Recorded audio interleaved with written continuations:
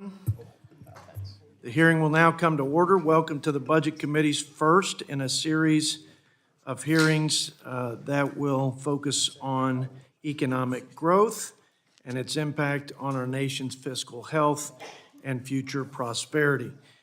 I will yield myself such time as I may consume for an opening statement. I have promised my colleague Brendan Boyles and my Democrat friends that I will not go 12 minutes this time. Is that okay with you, Jimmy? We're going to shoot for 14 and set a record. Today, we are starting this series on how we as a committee and as a Congress can contribute to reigniting American growth and prosperity. If we're going to bring down inflation and interest rates along with it, lift our economy out of recession, strengthen our nation's balance sheet, and stave off a debt crisis, I believe we have to do two primary things. We've got to reduce spending and grow the economy. That's the strategy that's worked in the past. That's the formula for success, I believe, to get us out of our current economic and financial mess. And that's the framework for our current debt ceiling proposal. Rein in spending, right-size the bloated bureaucracy where we're spending hundreds of billions of dollars more than even what the nonpartisan CBO said we'd be spending at this juncture. And return to pro-growth, pro-work, pro-energy policies that will unleash American prosperity once again. Today's hearing will focus on the economic growth part of this equation, and with $32 trillion of debt, 123% gross debt to GDP, the prospect of another $20 trillion or more added to the debt in 10 years, an annual deficit set to double, and interest payments, which we got a report on recently from CBO that will increase at least 40% year over year for this year at $663 billion just to service the debt, almost, well, over 3/4 of what we spend on all of national defense. If we grow the economy while controlling spending, we can create a glide path to a healthier balance sheet, a stronger economy, and a brighter future. Policies have consequences. I think we can all agree with that. I would submit to you that the reckless spending and the failed economic policies of the last 2 years have been disastrous. Higher taxes, an onslaught of regulations, which will be our focus today, an expansion of welfare without work, a whole of government assault on the lifeblood of our economy, American energy, and a whopping $10 trillion in spending, an unprecedented $6 trillion of which has been added to the national debt in just 2 years.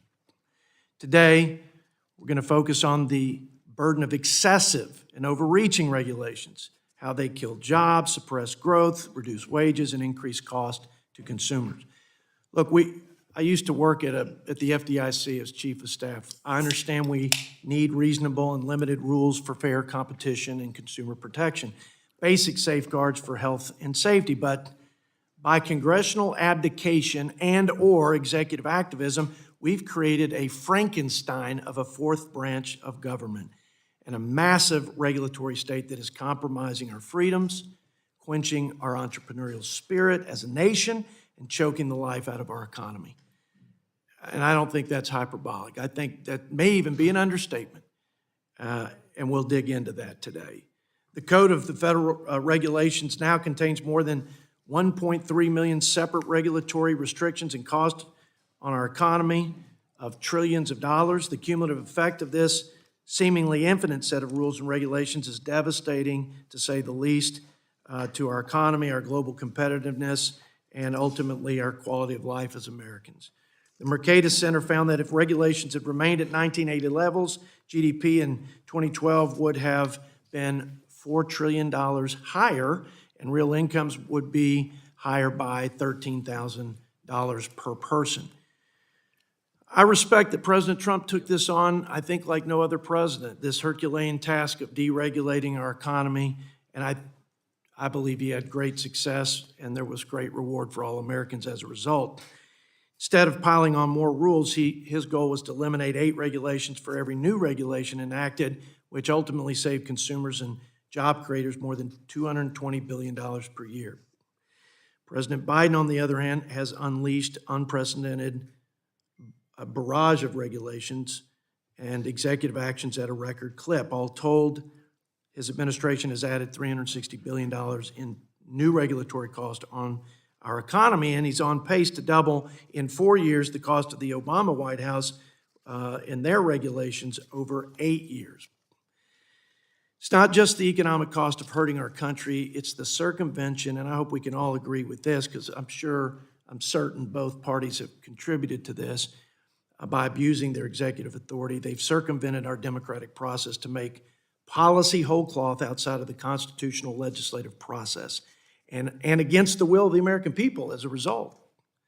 Advancing policies by regulatory fiat that could never pass the United States Congress undermines popular sovereignty and is an affront to our self-determination. Recent examples include expanding government dependency by executive fiat, pushing people by the hundreds of thousands onto Obamacare who already have work-sponsored health insurance, removing work requirements for able-bodied adults, allowing millions of people who are ineligible to stay on Medicaid rolls, forcing low-income families to pay for student loans of upper and middle-income individuals. The president has unilaterally used rules and regulations to target an entire industry, something in my lifetime I've never seen. Shutting down power plants, shaking down federal contractors for information about emissions, dictating what cars and trucks that Americans can buy and even what kind of stoves we can use. Getting rid of these needless and burdensome red tape and regulations will take a sustained effort. I welcome the input and collaboration from my Democrat friends.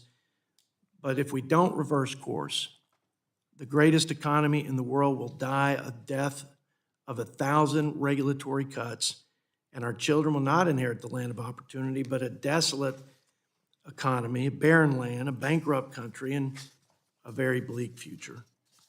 And with that, Rosie, an optimistic scenario, I yield to my friend, Mr. Boyle from Pennsylvania, for his opening statement, such time as he may consume. Well, thank you. And Jody, as folks know, is a friend of mine. But I have to tell him, after listening to that depressing assessment, I wouldn't even want to wake up in the morning. Oh, doom and gloom, doom and gloom. Thank God it isn't true. Here's the reality. The greatest economic recovery from COVID of any major economy on earth is that of the United States of America.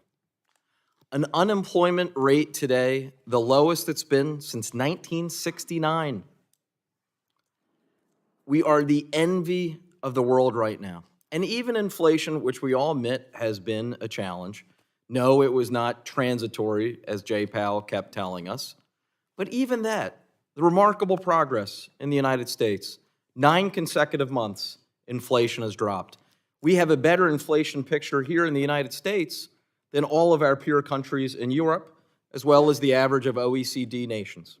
In fact, if anything, it's getting a little bit worse in some of those major economies in Europe, while the United States, it continues to improve. Just 2 hearings ago, not you, but sitting in that chair was Mark Zandi, the chief economist of Moody's, who told us in this hearing room that by late 2024, we should be back to normal in that 2% range on inflation, which of course was caused not by any domestic legislation in the United States.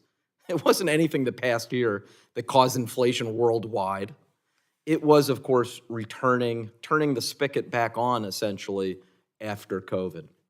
So this has been a remarkable period for our economy, a resilience that even the experts at the Congressional Budget Office, and I respect them all and the important work that they do on a nonpartisan basis, but this has far exceeded their best expectations. They didn't think we would return to an unemployment rate this low for the rest of the decade. So let's make sure we do not do anything in Congress to jeopardize this remarkable record of the last 2.5 years. So the good news is that there is no reason for this sort of pessimism and doom and gloom. We should be talking about ways that we can sustain this growth while at the same time acknowledging that, particularly as we look at the projections for the next decade, the national debt is a challenge. Now let's just talk about spending for a second. You know, it's interesting to hear the other side talk a good game about spending and national debt. They had full power just 5 years ago. 5, 6 years ago, 2017, 2018, Republican president, Republican House, Republican Senate. And what did they do?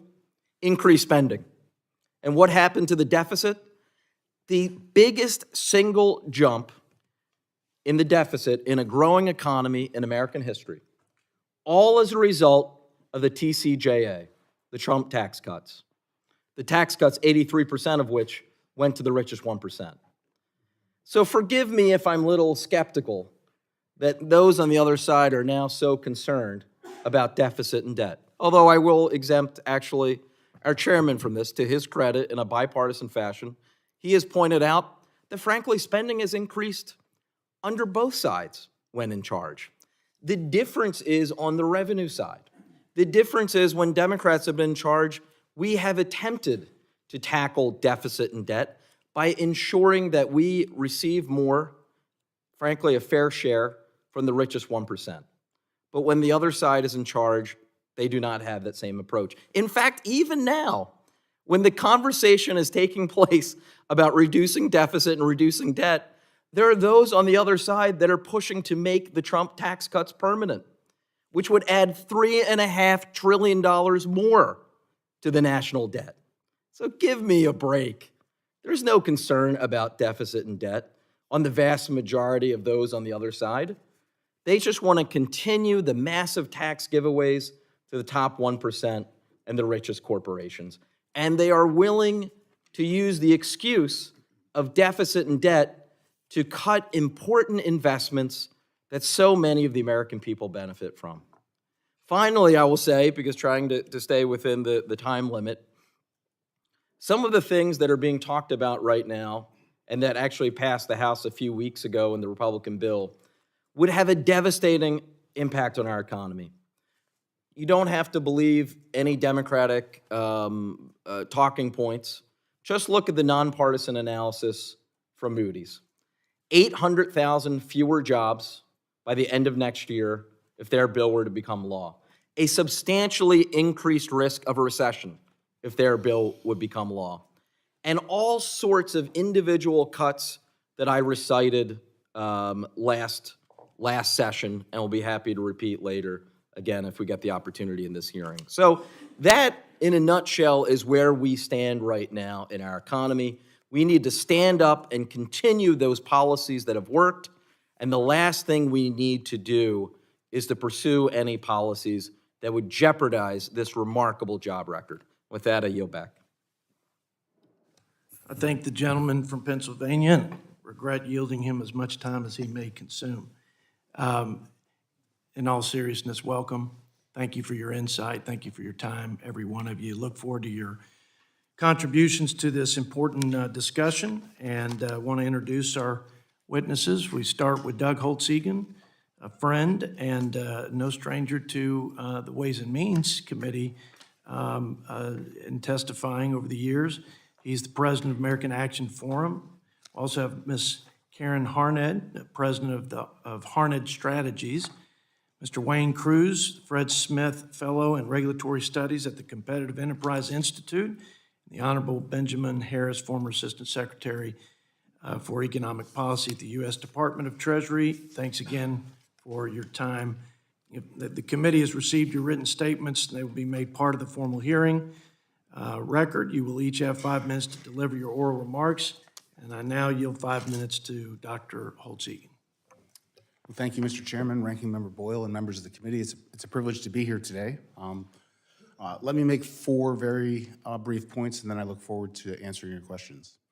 Point number 1 is that I think we would all agree that the U.S. could benefit from more rapid economic growth.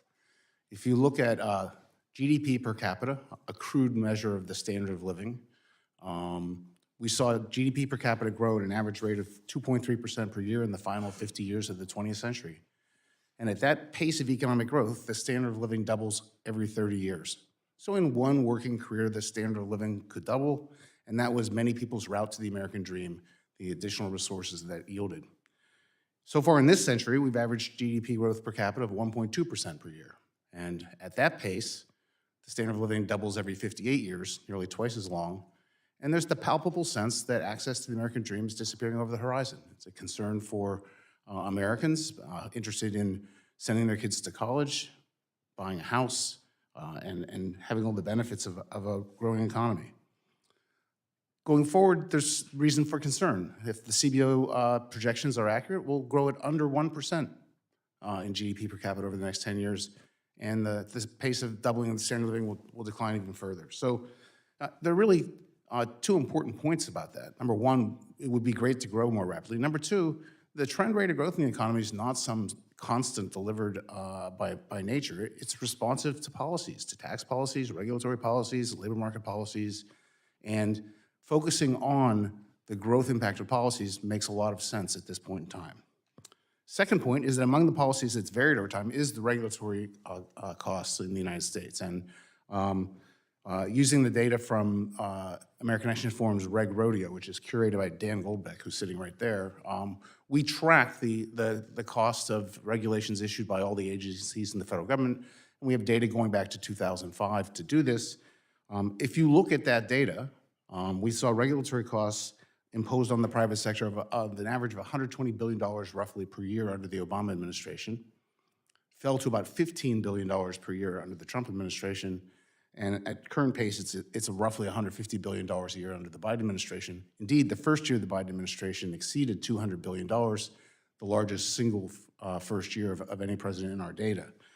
So clearly, these regulatory costs are something that they can be moved up and down, and we got to think about how do we want them to progress going forward.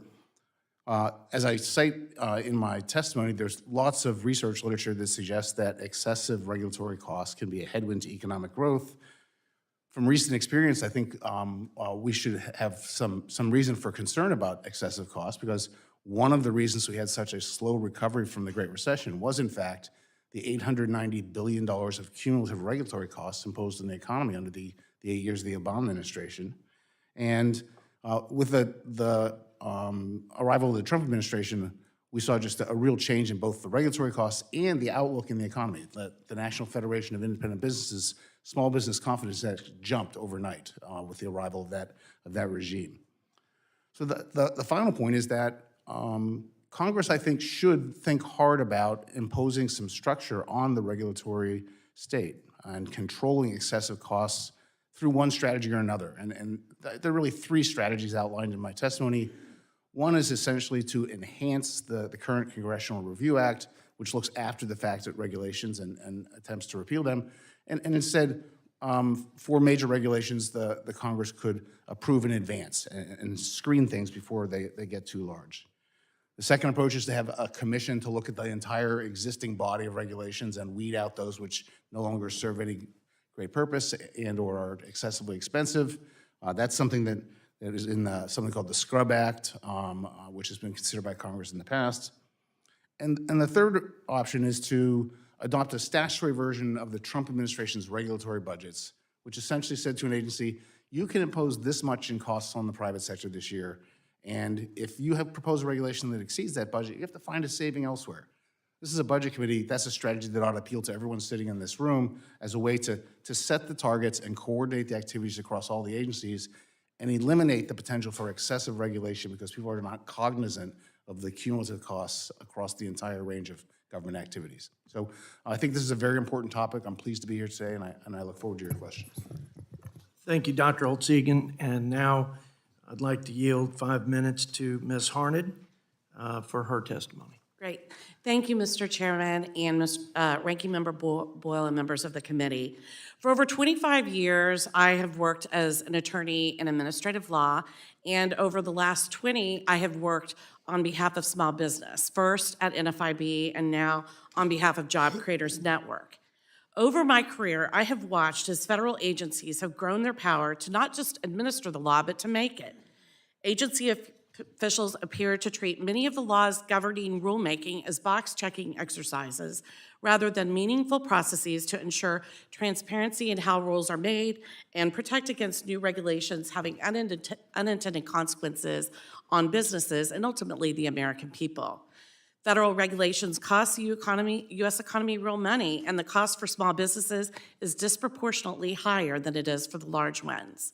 While at NFIB, as Doug mentioned, I witnessed one of the clearest pictures of the correlation between regulations and the economy during the presidential transition from 2016 to 2017.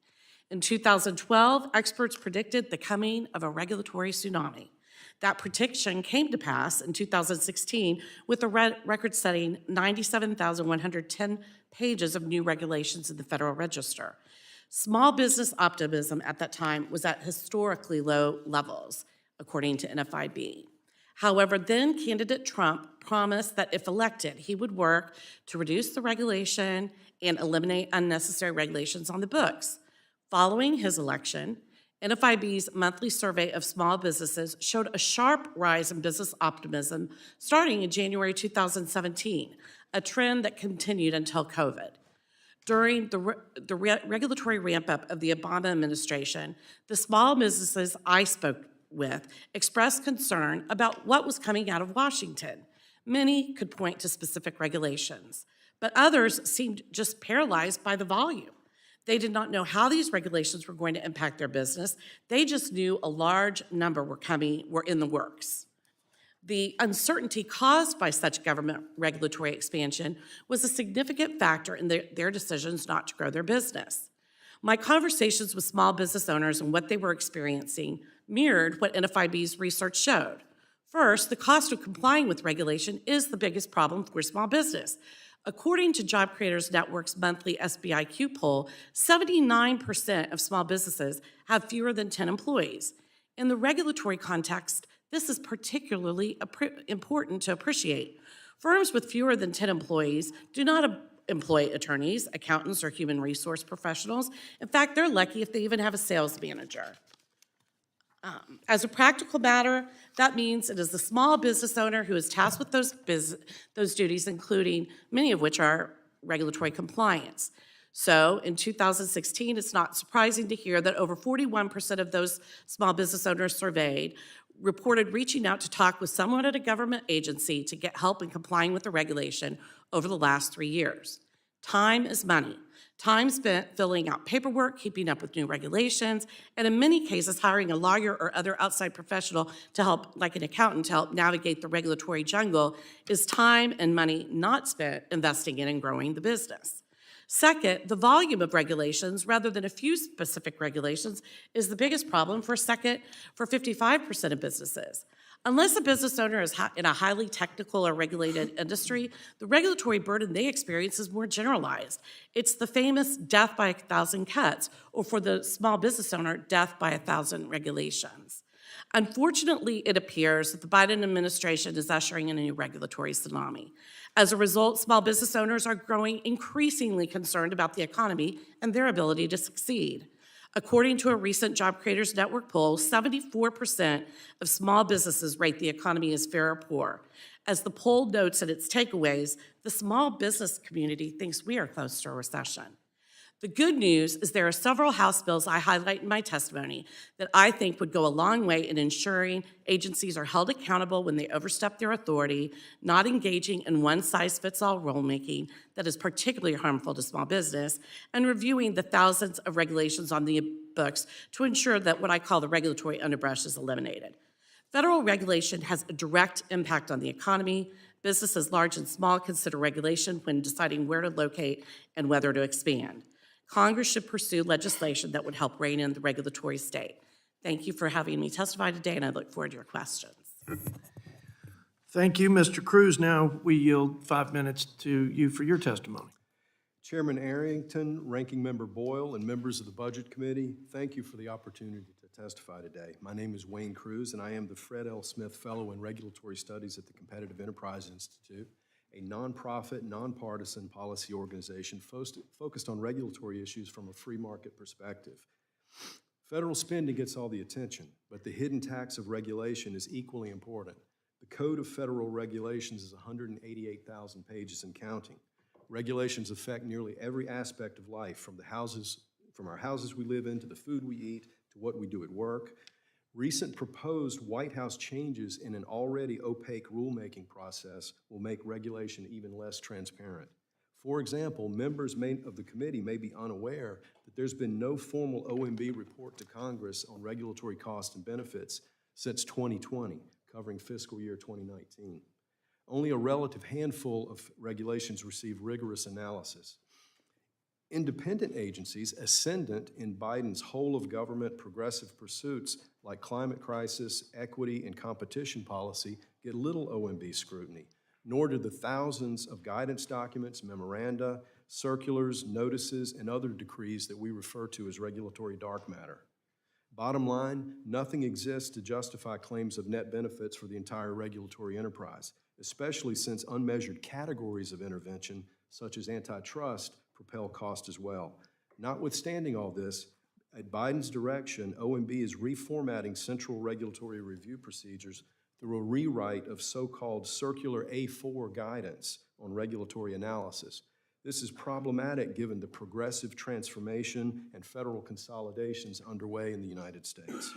When government steers cross-sectionally as it does today while the market merely rose, especially in the wake of Inflation Reduction Act and other recent control-oriented spending bills, it creates compounding costs of intervention, even if no specific notice and comments rules get issued. Comprehensive regulatory reform is important. Congress, as for example, recently the RSC GEAR, Government Efficiency, Accountability, and Reform Task Force noted, has vastly overdelegated power to these administrative agencies.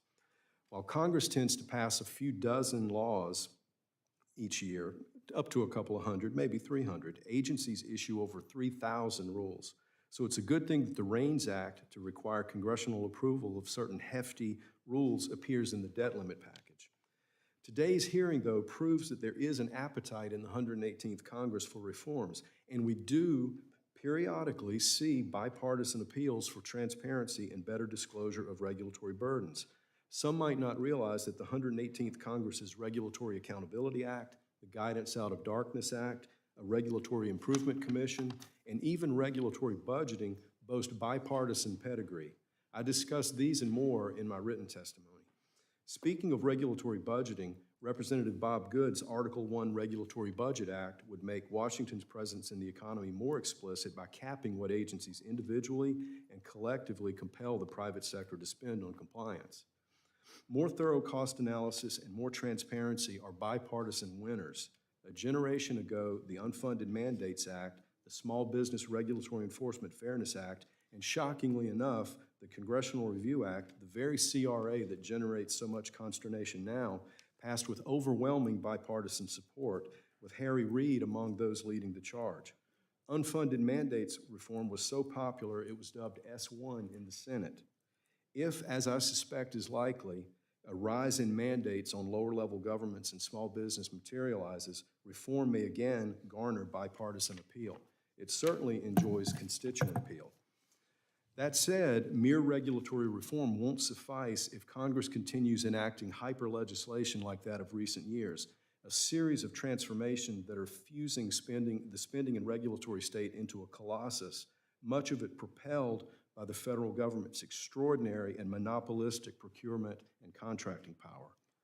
Overdoing regulation and legislation will derail our post-pandemic march into an era of renewed prosperity. When it comes to healthy and prolonged economic expansion, you don't need to tell the grass to grow, but you do have to take the rocks off of it.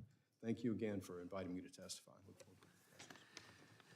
Thank you, Mr. Cruz. Now we want to yield 5 minutes to Dr. Harris for his testimony. Thank you, Chairman Arrington, Ranking Member Boyle, and members of the committee for inviting me to testify at this important hearing today. I'm honored to appear before this committee to discuss strategies to grow the American economy. Given the broad and far-reaching focus of this hearing, my written testimony outlines 4 key lessons for policymakers who seek to implement policies and reforms aimed at promoting economic prosperity in a sustainable and inclusive way. First, I believe we need a new framework for generating economic growth. In January 2022, Treasury Secretary Janet Yellen introduced a new theory for economic growth termed modern supply-side economics. Secretary Yellen presented a pro-growth strategy as an alternative to supply-side economics that could better boost potential GDP and lead to faster annual gains in growth. A key part of the modern supply-side approach is policy reforms designed to lower barriers to work and increase the labor force participation rate, while a second pillar aims to address the negative implications of economic shocks, including the increasing disruptions from climate-related events like hurricanes, flooding, and persistent drought. A second lesson is that robust competition is necessary to harness the power of capitalism, and targeted regulation can help. Competition is an essential element of capitalism, and lack of competition often impedes the ability of markets to deliver their full economic potential. Perhaps contrary to the central takeaways of traditional supply-side economics, more robust regulation in certain circumstances, including in particular the labor market, can improve competition and lead to more efficient economic outcomes. Especially, policy interventions are important to combating monopsony-like conditions that can arise due to a host of factors, including employer concentration, anti-competition policies like non-compete agreements, and asymmetric information regarding compensation, among others. A third, especially timely lesson is that failure to raise the debt limit is a pressing and serious threat to economic growth. The current debt limit impasse represents a serious threat to economic growth and will likely result in a severe economic disruption if not resolved in a timely fashion.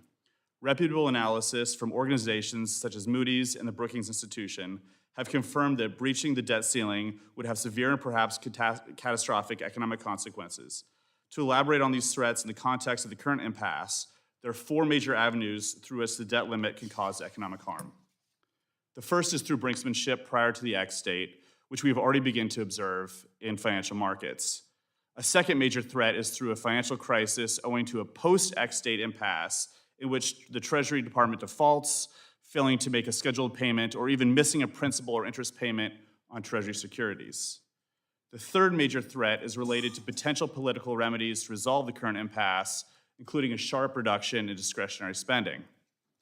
A final concern is related to the repeal of tax incentives for clean energy production implemented through the Inflation Reduction Act, which would not only undermine planned projects in the energy sector, but would cast uncertainty around the permanence of all tax incentives previously enacted by Congress. The fourth and final lesson is that the revolution in energy production will be a major boost to growth in economies that choose to compete in this market. The world is in the midst of a massive transition in the way energy is consumed and especially produced. The transition promises a series of economic, social, and health benefits that rival some of the greatest achievements in human history, principally related to the gains achieved by mitigating the harmful impacts of carbon emissions. Yet, even laying aside the gains from reducing emissions, the transition promises to offer a major macroeconomic advantage to those countries that invest in low-carbon technologies. Thank you, and I look forward to answering your questions. Thank you, Mr. Harris. I yield 5 minutes for the beginning of our Q&A session to myself. And let me play off something, Dr. Harris, that you said about competition. I agree. Healthy competition is good for the economy, for our free enterprise system. But when I hear Ms. Harned's comments about small businesses and the disproportionate impact of regulations, and representing West Texas and a big rural swath of the Lone Star State, most of the job creators are family farmers and independent oil and gas producers and small businesses of all kinds. And they tell me about this tremendous weight of all the red tape and all the compliance cost on their businesses. They talk about, though, the sort of combination of so many things. Unemployment numbers look good, but job participation numbers look bad. We still have millions of people that are not in the workforce that were there pre-COVID. NFIB also had a study where half of their small business members said they can't fully staff up. So there is a labor shortage. I would say it's at least the tail of paying people not to work and welfare without work requirements. I think we need to tighten them up because that's a big gap and a big drag on the economy. And I think small businesses, that's one of the layers in addition to the regulatory cost. obviously capital costs with interest rates and a number of things. But let's talk about the competitive disadvantage of the job creation engine of America, or small businesses. Any comments on that, Ms. Harned? Yes, I mean, the struggle is real. And a lot of it's because, small businesses really don't have a good seat at the table at all these, regulatory inner workings. Groups like NFIB and job creators can only do so much. They do not have their individual Washington rep offices roaming the halls of EPA. So what I still find is, despite all of our best efforts on their behalf, many don't know about a regulation until they're forced to comply with it, and they're like, where'd this come from? How do I, comply with this? Again, 40% are calling the government to try to figure out how to comply. So they are already at a disadvantage when it comes to that. And I also just have to remark that I would agree with your comment on getting folks in the workplace. JCN, Job Creators, is showing the same issue, and in fact, surveyed on the limit, save, grow and the work requirement, and 80 or more percent wanted to see that happen.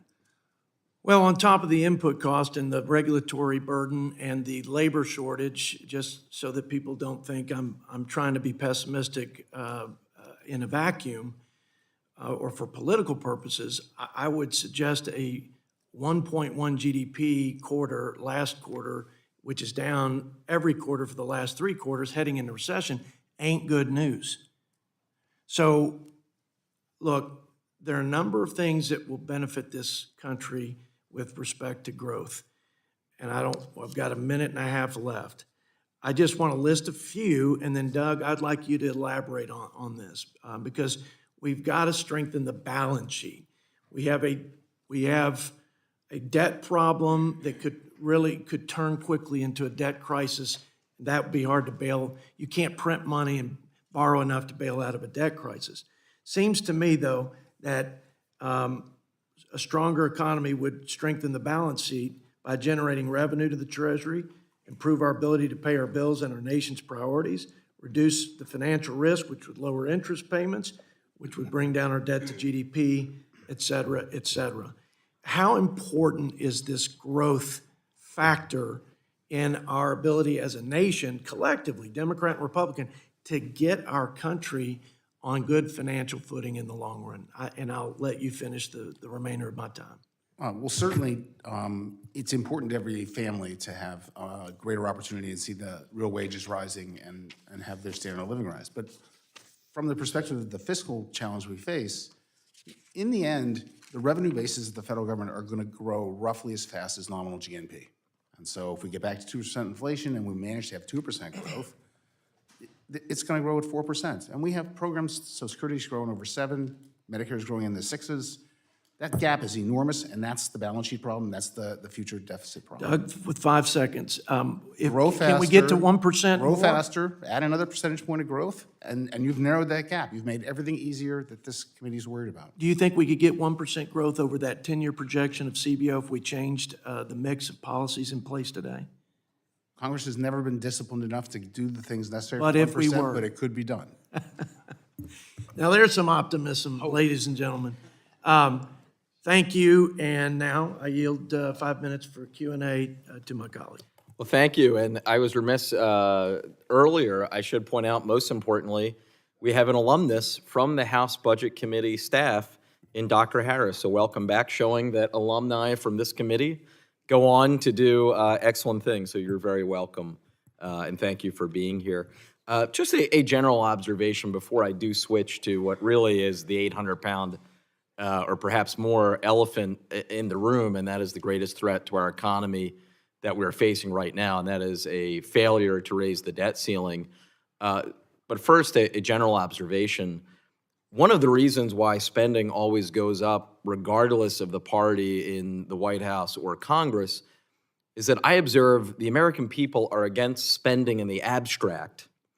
But then when you poll and ask each individual item that government spends on, there is solid majority support. And that reality is not going to change anytime soon.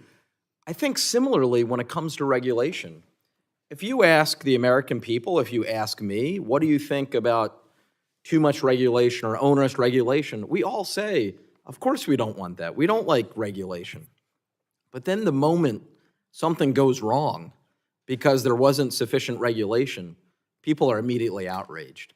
And so I think that we as lawmakers, as people who impact public policy, we should probably acknowledge that sort of external constraint that we all operate under in terms of sentiment. Now, switching to the debt ceiling, Dr. Holtz-Eakin, you gave comments in January, which I appreciated, and I'm going to paraphrase, but I think I have it right.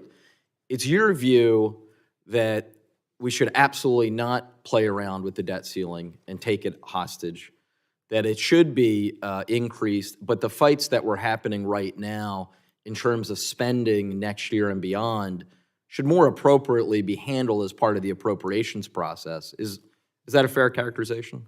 My view is that it is an imperative to, in a timely fashion, raise the debt ceiling or suspend it.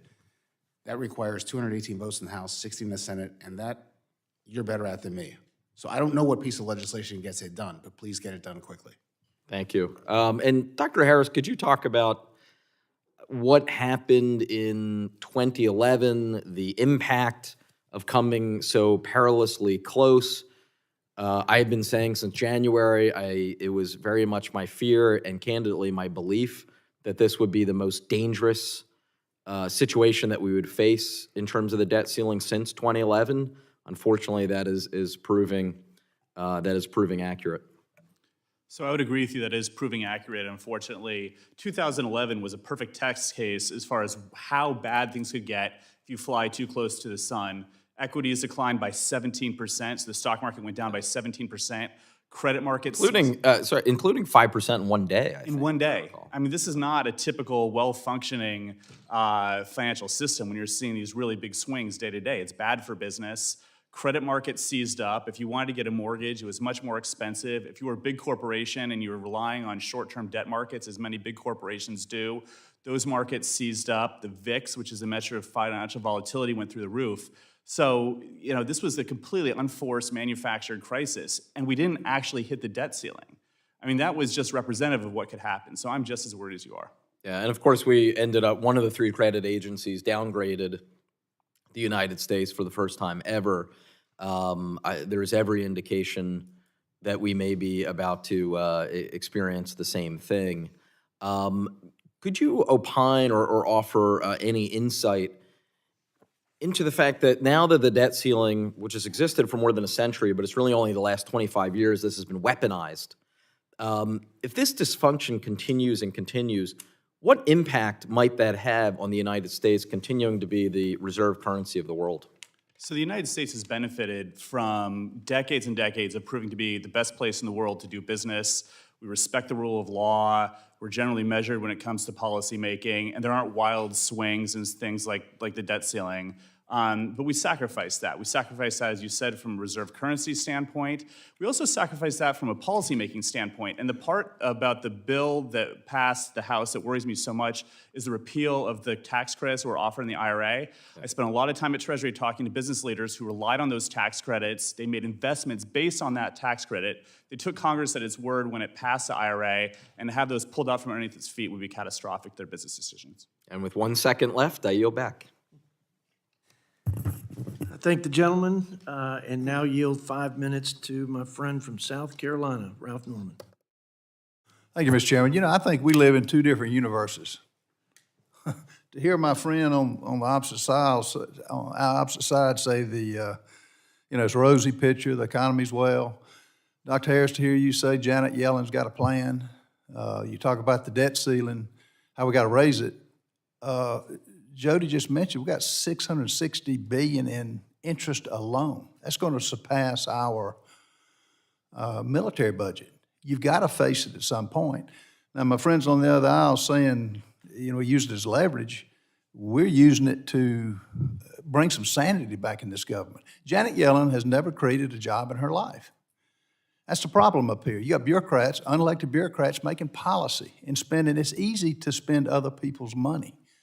I'm in the construction field. We've built many houses and projects. Go ask them on Main Street the challenges they face. Go ask them why they can't get workers. If a job is hot, you can't find somebody. Go ask them why they can't get meters and the supply chain shortages. I mean, the list goes on and on. I've never seen a battery-operated dump truck. Maybe I haven't looked long enough, but I've just never seen one.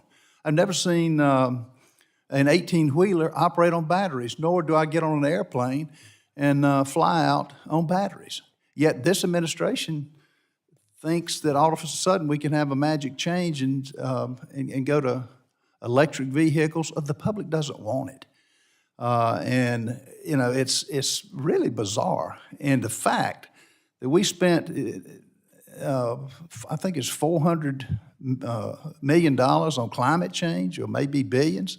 You know, can we really control a storm and an earthquake, yet we can't control the price of gas? It's pretty simple, folks. This is stupidity at its height. And the economy is not doing well. I'm part of it. So goes housing, so goes the economy. And the only way we're going to have to get some sanity back is just what we're doing on the debt ceiling. We're putting parameters on what we presented. We got the 218 votes, Dr. Holtz-Eakin, and hopefully we're going to stick with that and not vary from that. Is it unfair to ask people before they get a government check to go to work, go 20 hours a week? Really? So it's really insanity. And I know the Trump administration, aside from so many great things they did, for every regulation that was presented, you had to cut two. And I'd go down the line, what effect did that do with the economy? And I got 2 minutes, just briefly. What dollar amount did that bring to the economy, in your opinion? If you go from averaging $120 billion a year in regulatory costs imposed on the private sector to 15, you just freed up $105 billion to pay workers better, expand your business, otherwise grow. So substantial. Yes, Right. I mean, again, I watched this real time. The small business owners I represented were just, you know, they felt like they could grow again. They felt like Washington wasn't coming with something new that they wouldn't know what it was and what they would have to, you know, new regulatory requirements. It really did help. It was easier at first to cut more regulations for every regulation that had to be added. It gets a little more difficult, but this notion of cutting rules and in order to add a rule is a bipartisan one. I think it's something we can stress later on when we talk this, and I think it belongs in the discussion that this committee has because it has a big impact, because when you freeze regulation, which is essentially what that was, that Trump 1 in, 2 out was a zero-based regulatory budget, freezing costs. When small business has some certainty, it makes it easier for them to react and to grow and not expect they're going to be hit with something. No, and like Ms. Harned said, most of this, 70-some% of small businesses are made up of 10 people or less. They don't have the funds to hire accountants, to hire the legal fees. And that's what we're hitting all over this country. Dr. Harris? About the question about general regulation, sir? Whatever. Yeah, so I mean, I think it's very difficult. I mean, I agree with the ranking member. It's very difficult to talk about regulation in the abstract. I've seen firsthand, I've done 3 stints in the administrative branch. I've seen firsthand dedicated. Let me ask you, I'm running out of time.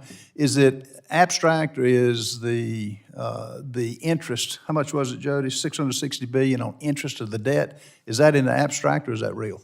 That's real, and Okay. I worry about continued higher spending, but I think, you know, have suggestions for how to improve the fiscal outlook.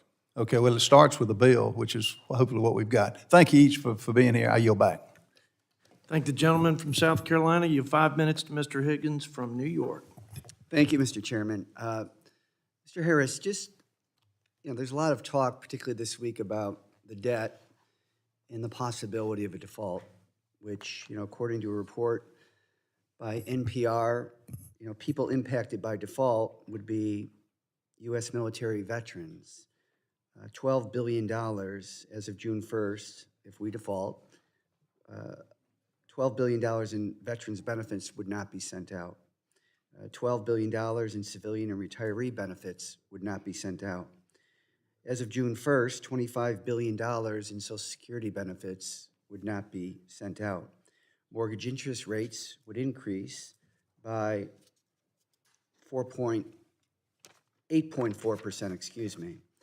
$47 billion in Medicare provider payments that are due June 1st would not go out. $1 billion in tax refunds as of June 7th would not go out. $4 billion in federal salaries would not be paid. Obviously, and the economy would be projected to contract by about 5% and a loss of several 100,000 jobs. The U.S. debt is often misperceived as being owned by foreigners, where actually 70% of U.S. debt is to the American people, owed to the American people. It seems to me that historically, in times of world and domestic financial crisis, the demand for U.S. Treasury bonds and bills increases dramatically because U.S. debt is considered a flight to safety. So in times of economic uncertainty, both for the American people and for the world economy, U.S. debt's kind of a good thing. Why is it so vilified when, in fact, it's deemed to be the safest asset in the world, backed by the full faith and credit of the United States? Can you reconcile those? So I agree wholeheartedly that we have benefited from U.S. debt being seen as a risk-free asset. And in fact, our financial system, not just the United States, but the world, is based on this. And what I worry about so much about the current debt ceiling impasse is we're on the cusp of possibly seeing the world view U.S. debt as going from risk-free to being a risky asset. And we don't know the implications for that. And you could have a repricing of really every asset in the country, not just Treasury debt, but also every home, every piece of stock that you own, every investment that you make. I mean, we could just be throwing an incredibly match on gasoline right now as we see treasuries go from risk-free assets to being risky assets. We just don't know what would happen. It's incredibly dangerous. Yeah, our friends on the other side are, very quick to point to the fact that they don't want to adversely impact Social Security, for example. So right now, there's a Social Security trust fund of $2.8 trillion. As I understand it, that's the money that is paid into the system through Federal Insurance Contributions Act that are not paid out to beneficiaries. So we're still in a surplus situation. I understand further is that by law, those surpluses have to be invested in U.S. Treasury and bonds. If you're really interested in preserving and expanding and improving Social Security, aren't you putting that very program at risk by not raising the debt ceiling and potentially putting the United States in default for the first time in its history? Absolutely. So Social Security makes regular payments to beneficiaries. We have planned payments the first few days in June for some of the lowest income beneficiaries, and then regular payments on June 14th, June 21st, June 28th. If these people don't get their payments, and each Wednesday, the second, third, and fourth Wednesday in each month, about 20 million older Americans get these payments, and they rely on them, and they depend on them to come on the exact day that they're promised. Out of those 20 million older Americans who rely on Social Security, about half, about 10 million, are pretty much living paycheck to paycheck. And if this debt ceiling impasse means that they don't get their money, you're going to see real hardship for people. I mean, these are older Americans going hungry that have no other option. It is an absolute catastrophe for people who've worked their whole lives and who are depending on Social Security. My time is near expiring. I yield back. I thank my friend from New York, and now yield 5 minutes to Mr. Tom McClintock from California. Thank you, Mr. Chairman. First, I'd like to remind my Democratic colleagues that the House acted last month to increase the debt ceiling by $1.5 trillion. They all voted against it. It's now up to the Senate whether to send that bill to the President or amend it and send it to conference. Mr. Chairman, perhaps we should enter that episode of Schoolhouse Rock into the committee record since they obviously missed it.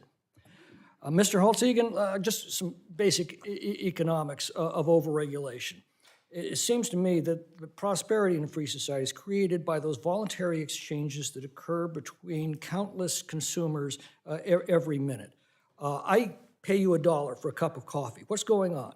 I'm telling you that your cup of coffee is worth more to me than my dollar, And at the same time, you're telling me that my dollar is worth more to you than your cup of coffee. We make that exchange, and we end up with something of greater value than we took in. We both go away richer. Do I have that basically correct? Yes, Now, except the price suppose- of the coffee. Yeah, true. So suppose some busybody now sticks his nose into the transaction, the ranking member, perhaps. Oh, no, the coffee has to be served between 98 and 103 degrees, and it must be covered if consumed more than 25 feet from the point of sale, and a swizzle stick has to be included if condiments are to be sold at the same location. Doesn't every one of those regulations reduce the value of that exchange for one or the both of us? Yes, and it'll most likely show up immediately in just higher costs for the coffee. Right. And they tell us that this is to protect consumers, but isn't the word no the ultimate consumer protection? Of no, your price is too high. No, I don't like the color. No, I can get a better deal down the street. I mean, we all make bad decisions in our lives, but isn't that the price we pay for the freedom to make all of the good decisions in our lives? Yes, plus the option to go somewhere else. Yeah, exactly right. I can get Making it down the sure street. that- I think one of the biggest impacts of regulation is to make it harder for new entrants to come in and compete. And that is where you lose competition in markets. That's where you lose the ability to harness markets to make people better off. Right, and it's not to say that some regulation isn't necessary. I mean, representations in a market have to be accurate, contracts have to be enforced, currency has to be reliable, products have to function as advertised. Those things that apply to the entire market and that make it trustworthy and reliable, make a market function more efficiently. But isn't that fundamentally different from government simply replacing a consumer's preferences with its own? I think what you listed are a lot of safety and soundness regulations. People respect and want those. The excessive regulations are those which interfere and make decisions on behalf of people. Mr. Cruz, let's turn to the fundamental constitutional issue involved in the regulatory state. You know, Madison pointed out that when all of the powers of government are concentrated in the same hands, you have tyranny. That's why they meticulously divided the powers of government. Congress makes law but can't enforce it. The president enforces law but cannot make it, at least he's not supposed to. And then you have an independent judiciary to resolve disputes. Doesn't the modern regulatory state put all of those powers back in the same hands? An unelected agency writes the laws, then enforces the law that it's written. If it accuses you of violating its law, you have to answer to the agency in a court that's run by the agency without a jury, and the agency then keeps the fines that assesses you. Is there a more profound threat to democracy than that? Well, I think the administrative state has long been a threat. It's something that's grown. It's seen as a fourth branch. It consolidates all those powers that you mentioned. And there can be better ways of doing things. And completely separates the government from the control of the people, which is the very definition of a democracy. That's actually worsening because, we talked about, the relative handful of laws that Congress issues and regulatory agencies are issuing thousands of rules every year on top of their guidance. Here's how Alex de Tocqueville framed the subject of this hearing back in 1825, almost 200 years ago. He said, "It covers the surface of society with a network of small, complicated rules, minute and uniform, to which the most original minds and the most energetic characters cannot penetrate. The will of man is not shattered, but softened, bent, and guided. Men are seldom forced to act, but they are constantly restrained from acting. Such a power does not destroy, but it prevents existence. It does not tyrannize, but it compresses, enervates, extinguishes, and stupefies the people till each nation is reduced to nothing better than a flock of timid and industrious animals of which the government is a shepherd." Is that what we're facing as a society today? It's too easily headed that way, and I think too many new sectors are subject to regulatory burdens. Even the example with coffee that you gave just shows you. If you have burdens put on that aren't necessary and you cut competition, you lessen commerce, you cause consumers to look for other options that they have trouble finding them, it dampens the economy. It dampens the entire competitive structure, it dampens the GDP, and it ends up circling back into this budget debate you're having because if you have an over-regulated economy and if you have spending that is also regulatory in nature, you're ending up with a government that's spending too much, going into too much debt. Which helps, If you lessen regulation, you can energize things so that you can deal with some of these. which helps explain why Mark Zandi is always wrong. I yield back. And with that, thank you, Mr. McClintock. Now, I yield 5 minutes to the gentleman from Oregon, Mr. Blumenauer. Thank you, Mr. Chairman. Dr. Holtz-Eakin, it's great to see you. We joked that we might exchange our statements from 12 years ago that are equally applicable in this slow-moving train wreck that we're involved with. But I'd like to ask you an economic question, if I could. Our friends have referenced that people should work before they get subsidies, welfare. I'm wondering if you, from the economic perspective, could comment on why whether we should examine 20,000 farmers who received $18 billion in subsidies for 37 consecutive years, averaging $1 million per person. Is that an area that may have some economic inefficiency and should be reviewed in the context of what we're doing? Well, certainly you have the opportunity. This year, the Farm Bill's up for reauthorization, No, and but I I'm would asking, encourage you to should do it? that. Yeah. Should it? Thank you. Look at it. My Republican colleagues have repealed and would like to repeal and voted to repeal some of the subsidies that we have given for energy production.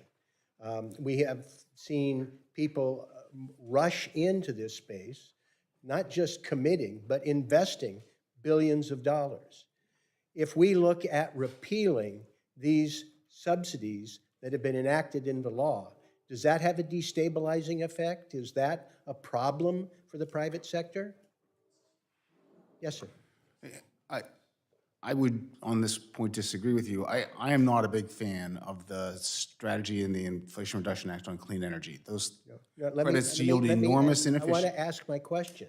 Repealing billions of dollars of subsidies that people have relied on to make investments, you don't think that's destabilizing? I think destabilizing is too strong a term. It's a small piece of the energy sector, an even smaller piece of the economy. And you And don't it's think setting that's out in the destabilizing? wrong direction, in my view, and going Thank you. back would not be a mistake.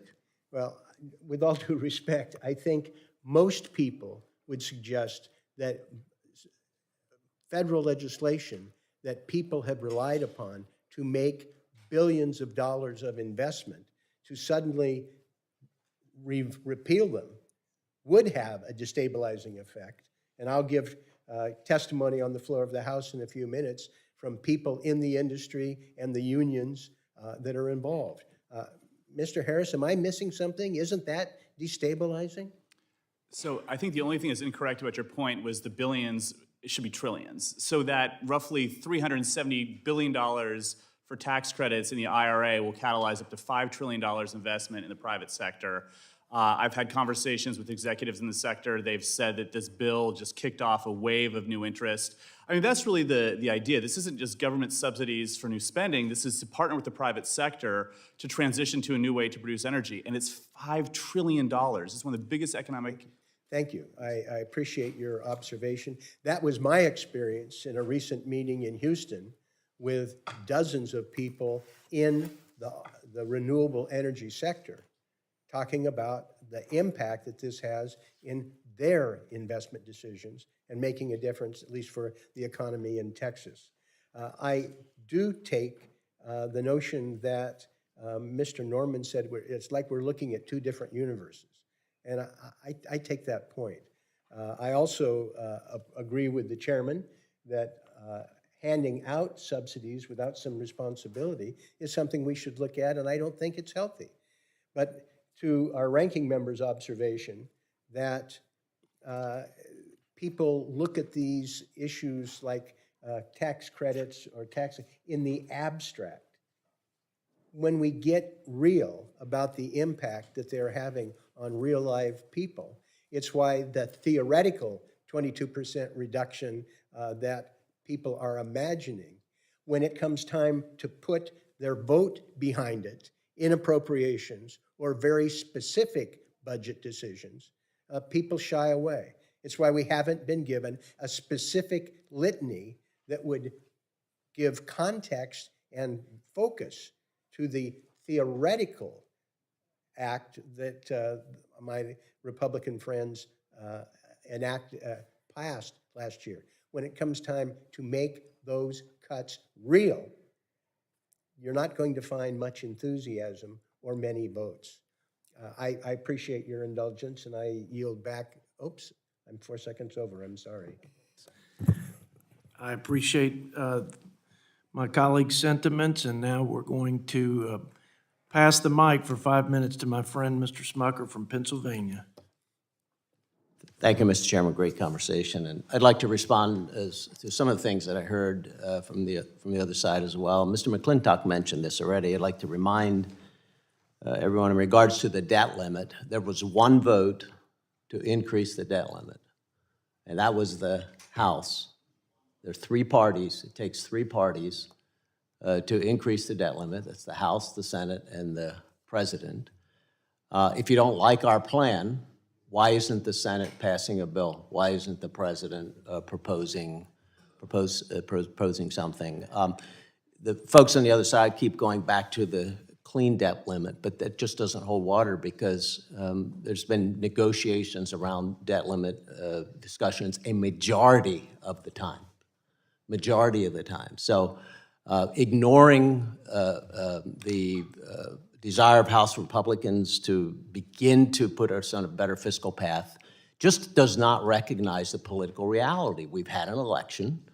The House is in the majority. We don't agree with the massive spending that's taken place under this administration, and there needs to be some compromise. And we don't expect to get everything that we want, but certainly no one's going to get a clean debt ceiling here. And so for months, we've been asking for this negotiation to take place. And it will take place, and I think we're going to get this done. Everybody understands. We agree on one thing, that we do not want to default, and that won't happen if we get to the table and conclude these negotiations in the next few days. And then another point, and I think that we're on a pathway that could end in disaster over the next 10, 20, 30 years. And so it's frustrating to hear this, partisan blame going back and forth. Some of the opening comments of the ranking member. When are we going to get serious about that trajectory? And that's what we're attempting to do. And you talk about we're doing this in the abstract, and then when you talk about specific line items, it's hard to make the cuts. But that's what we're elected to do, to put ourselves on a better path. And I'd like to remind the ranking member in Pennsylvania, he and I were both there in 2008, when we were forced, because we didn't have revenue coming in, to look at every single line item in the budget. And yes, every line item has a constituency, so it's very tough to make these decisions. But I believe, and I think all of us, believe that there's been a massive expansion of the federal government intruding in every area of our lives, and we have to pull it back because we know it doesn't end well if we don't move us on the right path. And so, on this debt relief bill that we did, the public thinks it's perfectly reasonable to go back to the spending levels of COVID when we were at all-time high because of COVID. So going back to what we were spending 6 months ago and then trying to limit spending increase by 1% per year, that's reasonable. And then pulling back COVID dollars that aren't spent, that's reasonable. And then expecting people who are who are relying on government for help, expecting them to put forth the effort to go to work, that's reasonable. That has support from the public. So what is it about our plan that the other side doesn't like? I'd like to hear. I'd like to see a plan come from the Senate. I'd like to see the president come to the table. I think it's time we do that. Dr. Holtz-Eakin, you talked about the excessive regulation. I know you do a lot of work on this, and I appreciate your work. I was a business owner, saw that myself, saw the impact on a growing business. But why should an everyday American who's not a business owner care? You know, we do talk about regulation in the abstract, and I know that there are some regulations needed. We all expect that. You mentioned excessive regulation. I wish you had more time. I'd like some framework of what we could use to consider excessive, but we know that the federal government has ballooned, and it's really affecting people's freedom to make their own decisions. But why should an everyday American who goes to work every day care about this growing federal government that thinks they can make decisions for you that you can't make better yourself? Why should they care? The barriers to entry will produce fewer choices. You'll have fewer places you can go to get the things you want. You'll have less variety of products on the market. They'll cost more. And in the end, your wages won't go as far and your standard of living will not be what it should be. And those are things everybody would experience every day. Thank you. Thank you, Mr. Chairman. I thank Mr. Smucker, and now yield 5 minutes to my friend from Michigan, Mr. Kildee. Thank you, Mr. Chairman. I appreciate you holding this hearing. You and the ranking member have made, I think, important opening comments that help explain some of the differences that we have, but we all share a common goal, and that's to do what's right for the American people. I will take a moment just to briefly respond. I do think there's areas for common ground in response to Mr. Smucker. Some of the framework that's being discussed right now around the debt ceiling negotiation, one side is negotiating in public, but it is true that some of what we're talking about around limitations on spending is the subject of conversation that certainly the White House is engaged on. And let's not get too far ahead of ourselves in predicting that we can't find common ground when in fact progress is being made toward that common ground. So let's not make this all political. A debate and a discussion and negotiation is tough. We have competing priorities. I will say this, I disagree with one point. I'm not sure you meant to make this point precisely, but I just want to clarify. It's not my position that we are elected, quote, to make the cuts. We're elected to make decisions. And part of that means making the tough decisions to realize that a part of the solution here may be to eliminate the fact that in our system and our fiscal structure, we're talking about reducing support for essential programs that some may say we can't afford, but all the while ignoring the fact that some of the wealthiest Americans, and certainly some of the richest corporations in this country, do not even come close to paying their fair share. And that's policy that's embedded in the tax code. But in this particular conversation, one side of the conversation, one side of the debate has decided that we cannot even look in that place to try to come to a solution to this problem. So we do have some differences, and I hope as the conversation evolves, some of that, sorry, Yo-Yo Ma just decided to interrupt my commentary. I do want to, so I appreciate the comment, and I appreciate the debate. I do want to turn to Dr. Harris and ask a question in my remaining time. One of the issues that I've been working on is an increased occurrence, sadly, in the 21st century, of the exploitation of children in our labor markets. It's almost unbelievable at this point in our history that we are seeing an increased use of children in child labor, in factories, which is, I think, something we would all agree ought to be stopped. The difficulty that I would like you to address is that in the process of addressing the sort of regulatory environment, one of the initiatives is to dramatically cut the dollars available to the United States Department of Labor to pursue enforcement of our child labor laws, which means we're essentially sending the message that that's okay.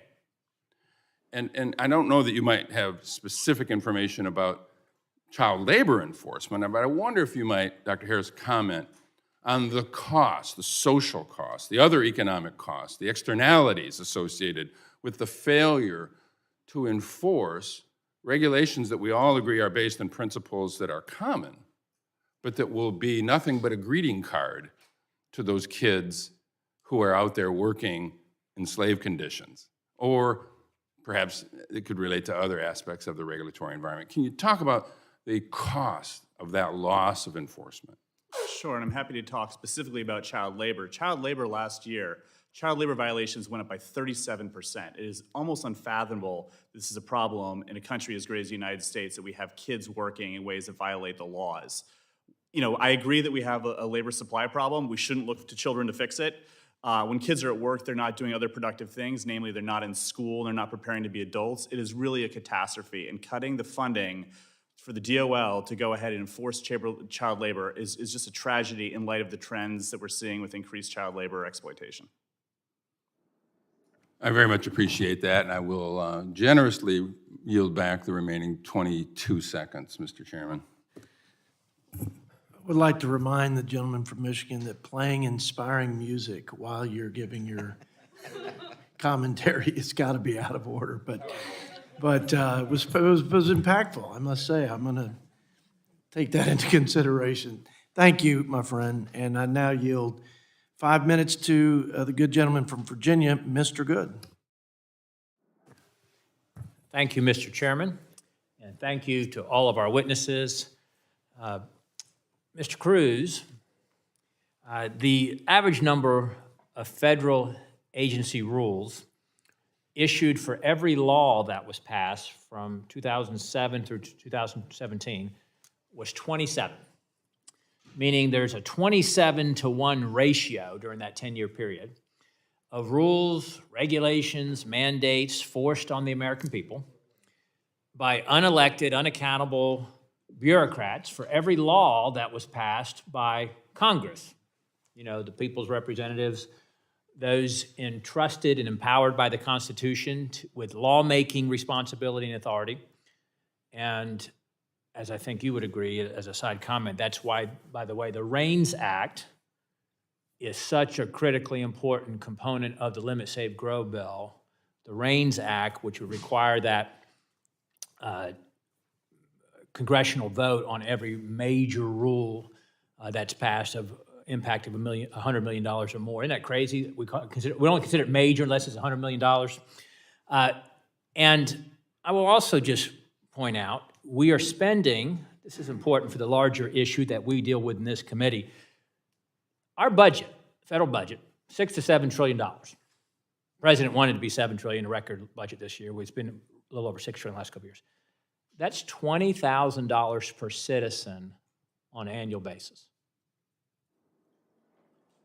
Everybody in this room, your share that if you pay it purport, you got to pay $20,000 for your federal government this year. That's not per taxpayer. It's what, $50,000 per taxpayer? $60,000 per household per taxpayer? For what? What in the heck are we getting from our federal government at an individual cost to that effect? And let me just go ahead and pause and make that a question. Let you comment on that, Mr. Cruz. What are we getting for our share of $20,000? Well, I'll make the point. By the way, you can still get a $1 cup of coffee at Scotchman if you still need to do that. But that index, that ratio of the numbers of rules to the numbers of laws that Congress passes, we kind of jokingly call that the unconstitutionality index. Regulations do a lot of different things, and you all have talked about the ones that are good and the ones that are bad. All that's a great discussion to have. But you've got regulations that are economic in nature. You've got some stuff that's just paperwork. You've got environmental. You've got health and safety. You've got a new surge now in social regulation and social programs, especially after COVID, in the wake of the things like the rental extensions and things of that sort. But people are getting different things for it. But I think the notion of getting together and looking at things we can do to grow the economy and reduce regulation, remember, your choice is never no regulation. That's one thing I think we really need to get across. Your choice is always between political disciplines, regulatory disciplines, and then competitive disciplines also. You can have an agency write a rule, but that's not necessarily a good regulation. Capitalism doesn't mean companies just run around doing whatever they want to do. In free markets, in free enterprise, you've got a company with upstream business suppliers, downstream business customers, consumers, Wall Street, advertisers, the media. They're all sort of forces that regulate. So when you say, what are we getting for all that regulation? I think in a lot of cases, not what we should be getting, because we might be doing things wrong, incorrectly, and especially in emerging technologies and emerging businesses and emerging companies. This notion of spending hundreds of billions of dollars on EV charging stations. I was asking someone at the Consumer Electronics Show, I said, well, okay, so you're doing these stations, well, by yourself? I said, what are you doing to also add in cell tower cells and things like that? So how are you working with other infrastructure owners to do it? So right here on the cutting edge, when you all are talking about saving money and not expanding government now, you've got an opportunity to really wall off the future from the way we're regulating in the past and consumers not getting much from it. In artificial intelligence, in new electric vehicle charging stations, in all of these new technologies, we're going down the regulatory path right now. And consumers are not going to get good deals out of it, I think. So I think the notion of the Article 1 Reg Budget Act 2 in addressing some of this and deciding what should the economy spend on regulation? I mean, that's a serious question that you all have to think about. You know what federal spending is now. You know what the debt and deficit are now. How much do you think you're willing to put into regulations? And I think that it's what the economy can stand, and it's what consumers will get out of it. Thank you, Mr. Cruz, for being here. Mr. Chairman, I yield back. Thank you, Mr. Good. Now, I'd like to yield 5 minutes to the gentleman from Texas, Mr. Doggett. Thank you very much, Mr. Chairman, and to each of our witnesses. Dr. Holtz-Eakin, you are frequently called expert by Republican colleagues, and I gather it's pretty clear from your testimony this morning you do not think this is a time when we should be increasing deficits. We should try to reduce them. Correct. And your testimony before the Ways and Means Committee over the years has been very consistent that tax cuts do not pay for themselves, and that remains true today, doesn't it not? Yes, it does. And so adding another $2 or $3 trillion to the deficit by cutting taxes is largely likely to have the same impact as if we increase spending by that amount. In fact, I don't think I'd agree with that. You would agree that it certainly increases the deficit if you cut taxes, since they don't pay for themselves. Yeah. And the estimate from the Congressional Budget Office, which you once headed, said that the Trump tax cut got up pretty close to $2 trillion in adding to our deficit. And I guess I would have a lot more confidence in the view that our chairman has advocated that we need to get the deficit under control if he were not already sponsoring another massive tax cut that is estimated to cost trillions of dollars. Indeed, yesterday, there was a report out that the chairman of the Ways and Means Committee, Mr. Smith, wanted to have a tax cut as his birthday gift on, I believe it's June the 16th.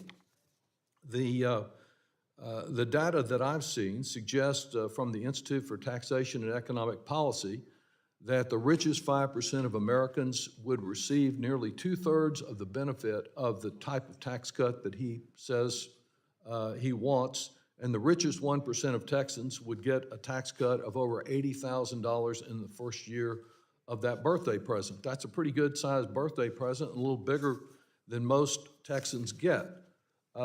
It seems pretty clear that the reason that we are going to receive another Republican tax cut proposal instead of the much promised Republican budget is that while they're very specific in the benefits they would accord the most elite members of American society, they are unwilling to be specific at all as to where these cuts would fall.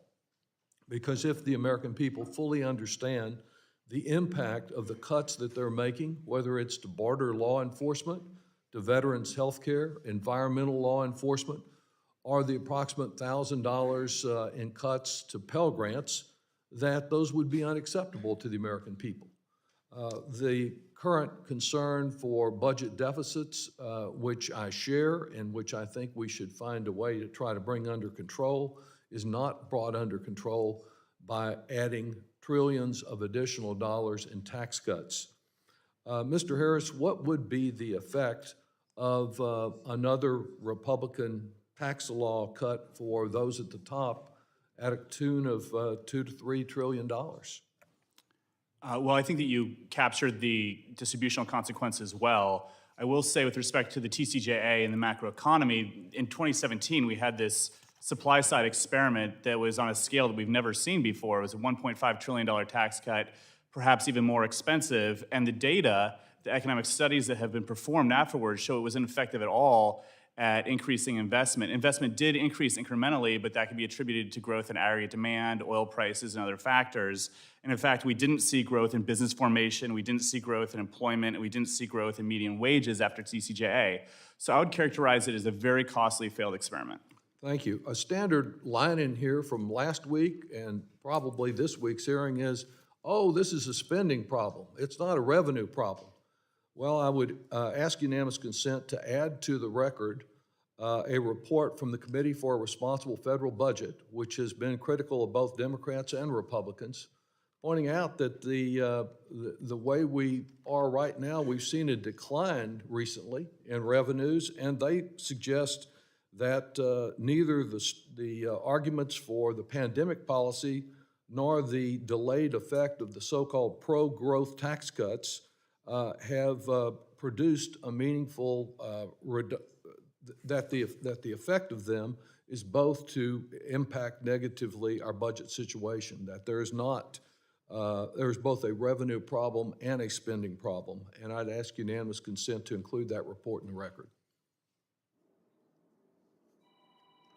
Without objection, so ordered. Thank you. Thank you.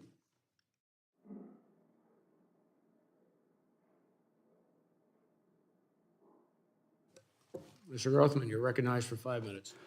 Great, thank you. Mr. Harned, I have a big manufacturing district. I don't think people realize the role manufacturing plays in our economy. By the way, just for people listening at home, you know Wisconsin right now is the biggest manufacturing state in the country as percent of workforce?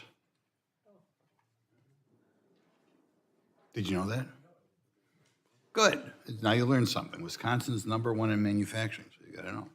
Okay, but Mr. Harned, do you have any sense of how overregulation has affected manufacturing? I'm Mr. Cruz. I think you asked me. Oh, Karen. Oh, yeah. I'm sorry. Yes, I mean, that is an example of a very heavily regulated, industry, and it does. I know of one, manufacturer just in Dallas that has just 7 employees, and he is spending, an exorbitant amount of his money on regulatory compliance because of all the rules that. Could you compare, this is something compared to other countries. Right. Could you compare the regulatory burden in U.S. compared to our competitors? I cannot, but maybe one of my colleagues can. Okay.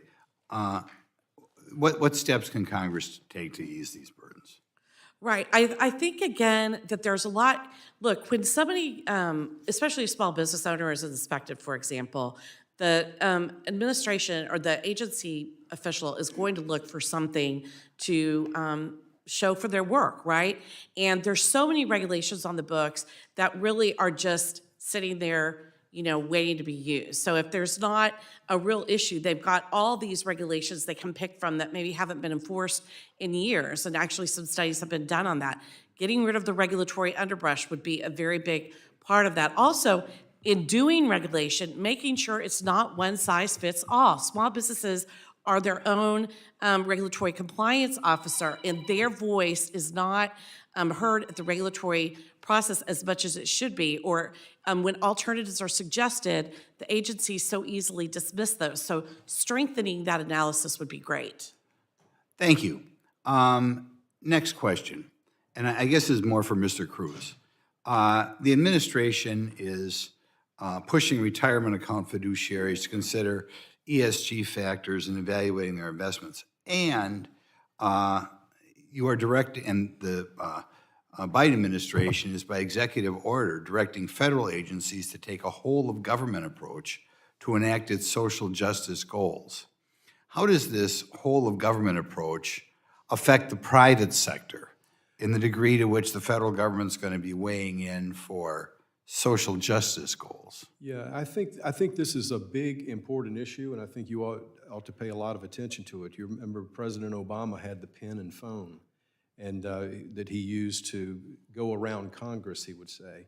And now with President Biden, he says the same thing, that he can go around Congress, and his agencies have a series of what he calls whole-of-government initiatives. There's competition policy, there's equity, there's climate crisis, there's digital currency, there's long COVID. So these are. I'll ask you a question. I was recently out to eat dinner at one of these places. You know, you're a congressman, people come up and talk to you.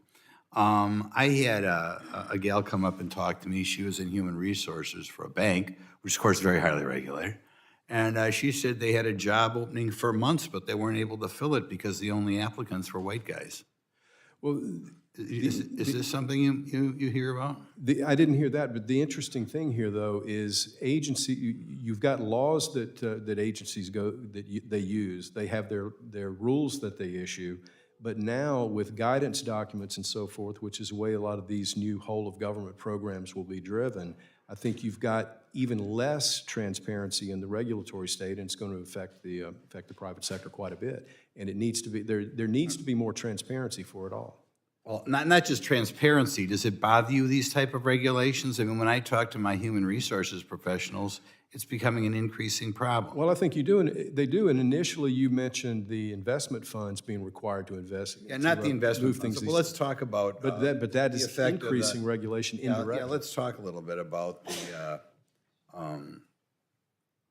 hiring part of a business, the degree to which the federal government is weighing in. Is this an increasing problem, and do you expect it to become a greater problem? It could. I'm not an HR expert. Can't maybe. Well, there's one. The other one is an HR expert when we're talking about federal regulation. Not really. You don't feel like answering that question. Okay. Well, we're going to go fight for you guys anyway. Thank you. Mr. Panetta, you're recognized for 5 minutes. Thank you, General. Ranking Member, to all the witnesses, thank you for being here. Dr. Holtz-Eakin, obviously I've had the pleasure of being in committees where you've testified before, and so I think it is important that we continue to listen to you and hear from you today. So I'm going to focus my questions on you. The other members, you can either zone out, but don't worry about it. I'm just going to hit the doctor over here. I'm going to talk about 3 issues, Doctor. Permitting, immigration, and the deficit and the lack of progress on reducing our deficit. When it comes to permitting, I know that you did not mention that in your testimony, but do you believe that permitting can fit in, at least when it comes to federal infrastructure, to the broader issue of regulatory burden? Yes. How? So the permitting process is a set of regulations on how reviews will in fact be conducted, who signs off, what approvals are necessary to do big infrastructure projects. They involve multiple levels of government, each of which has their own regulations. So it is in general a regulatory thicket to get through the permitting process. Exactly. Now, look, I obviously support strong environmental regulations, but it just seems they're being weaponized these days, unfortunately. And there must be proper community input, and there must be a timely court process, but they just can't be used for an automatic veto over a project. So I'm proud that we at least are setting out some permitting principles to speed up the pace of projects, especially when it deals with clean energy projects, and move this conversation ahead. And so I'd appreciate you continuing to talk about that as well. When it comes to immigration reform, how does immigration over-regulation, how can that hurt economic growth? And could there be streamlining when it comes to immigration that help address that issue? Well, certainly, again, the visa granting system is a large set of regulations. And, we have a very elaborate set of regulations, for example, that govern the issuance of visas for work purposes. And we have H-1Bs and H-2As and all sorts of categories. In general, you like a labor market where people can flow from one opportunity to another with a minimum of costs, and where businesses can compete for high-quality employees. And all of those regulations lock people down and interfere with that mobility. They limit the number of workers. And I think this is an opportune moment to rethink the strategies we have toward immigration for work purposes. Exactly. Thank you. Now, I want to go to an article that you were a part of in The Economist, I think it was just a couple weeks back. Basically interviewed 3 former CBO bosses, yourself, Doug Elmendorf, as well as Keith Hall. The summary of that article was basically all 3 of you were unanimous in your view that a failure to lift the debt ceiling now, therefore opening the door to default, is a horrific idea, is the last paragraph of this article. However, prior to that, your statement and what you say is the average American has gone through the 21st century with presidents who said we didn't have a problem. So why should anyone bother now with hard reforms? There's going to be a generation of voters that can't get anything they want because all the money has been spoken for. Can you elaborate on that statement? Well, certainly. So I wonder about the unwillingness to take on the reform of Social Security and Medicare in particular, when these programs are such central planks of the social safety net, and both are in financial danger. A person who is 55 now does not know what the deal will be when they retire with Social Security. And that seems to me just wrong. It's a terrible way to run a program. Medicare in 5 years, Part A bankrupts. So, but there's no groundswell to fix this. We don't hear that. And so I look back at the 21st century where the debt has only gone up and had shown no political will to control it. And my old boss, George W. Bush, essentially had budgets that said we're going to win the war against global terror at all costs, period. President Obama put out 8 years of budgets that said there's nothing wrong with the federal budget, except the rich have to pay their fair share. President Trump said nothing. He didn't use the words deficit or debt for 4 years. And this administration came in saying, hey, we can have whatever you want, build back better. Tons of new entitlement programs, it's all good. So the average American who relies on the president to identify big problems and needed reforms has not been told we have a big problem, and we do, and there will have to be substantial reforms of important programs, and there will be. No one knows that. My time is up. Thank you. I yield back.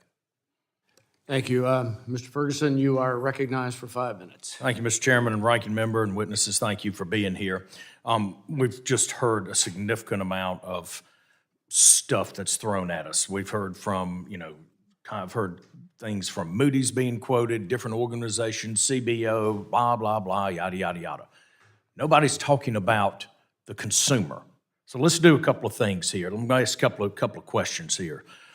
Mr. Cruz, over the last 10 years, are Americans paying more for health care than they were a decade ago? Yes. I think so, but I don't follow the healthcare issue. But All right. Doug? I know I am. Healthcare spending per person has risen in the United States. Okay. Also to you, are Americans more healthy now than they were a decade ago or less healthy? Less healthy by many measures. Okay, thank Life you. expectancy, obesity, we can go down. Are there more regulations in healthcare over the last decade? Yes. Okay, all right, that's number one. Number two, are Americans paying more for energy costs now than they were a decade ago? How about just 3 years ago? Yes. Okay. Paying more for gas at the pump and for the cost of electricity in their home. Yes. American businesses are paying more for electricity. Are there more regulations, Ms. Harned, in the energy industry now than there were just a few years ago? Yes. Okay. So, all right, let's go to another one. The cost of capital, okay? Banking industry. Are Americans paying more to borrow money now than they were just a few short years ago? Yes. Okay. Are there more regulations in the banking industry and in the financial industry today than there were just a few years ago? Yes. Okay. All right. So now we've got the transportation sector. We've got just a few years ago, pre-pandemic, the price of transportation had kind of leveled off. Are Americans paying more for transportation, cost of vehicles, cost to fly on an airplane, you name it across the board? Are they paying more now than they were just a few short years ago? Yes. Are there more regulations in place today than there were just a few short years ago? Yes. Well, there seems to be a very common thread here that the more that this place regulates, the higher costs go. Now, look, I'm going to put my small business hat on here. I ran a dental practice for 25 years.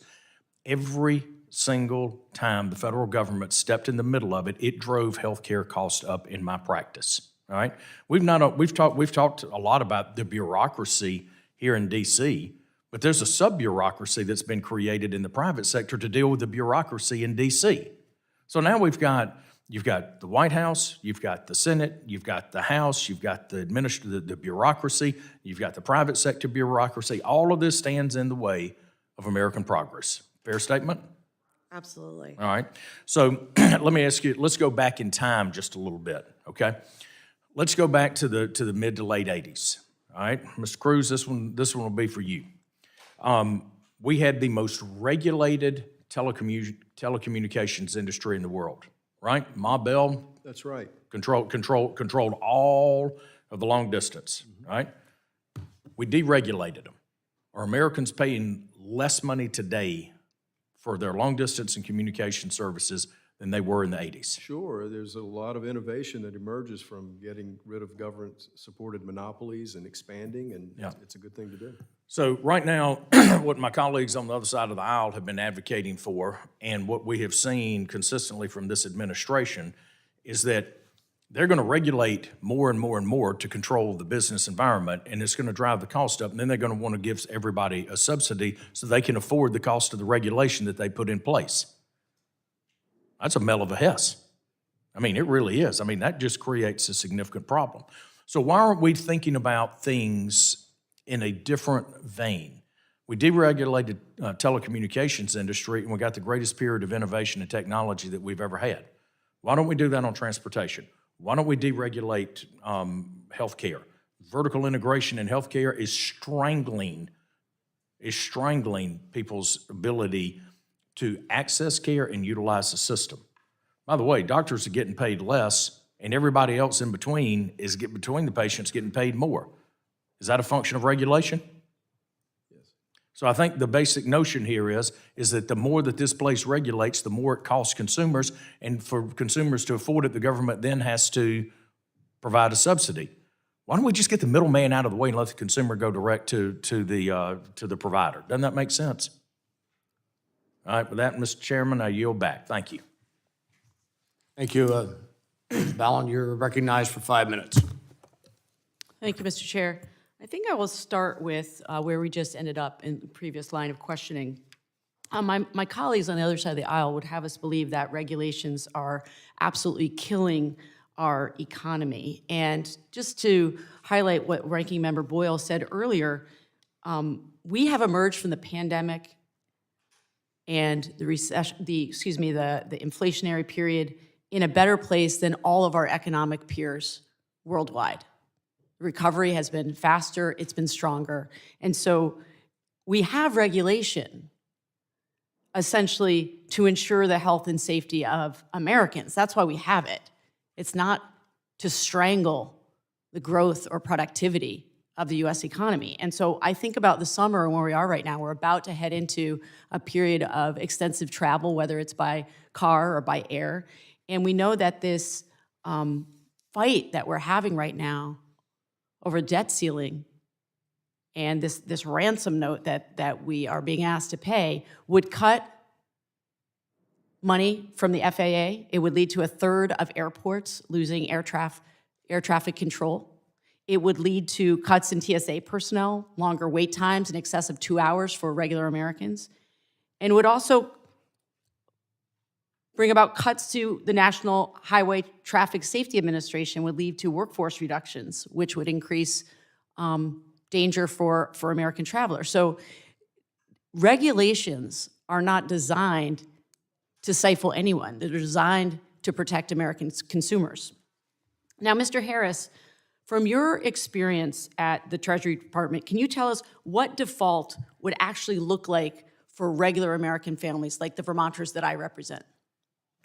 So it's tough to say precisely, but it would without a doubt mean higher interest rates. So anyone who has a credit card, anyone who wants to take out a mortgage, any small business owner who wants to borrow and access the capital is a big part of the small business industry, they would pay more for every single one of those loans. If you have a 401k, almost certainly you'd see a decline in the stock market. I don't know by how much, but you would experience pain that way. And you would see job losses. You would, according to Moody's, I know that we cite them a lot, but they're willing to do the projections and they're reputable, up to 8 million jobs in a worst case scenario. So across the economy, everyone would be affected. And when we look at the economy as a whole, does this crisis, this manufactured crisis around the debt ceiling, improve our fiscal situation? The brinksmanship alone, does that improve our fiscal situation? It's a great question. Because interest rates go up, that means we'll be paying more for this $31 trillion in debt.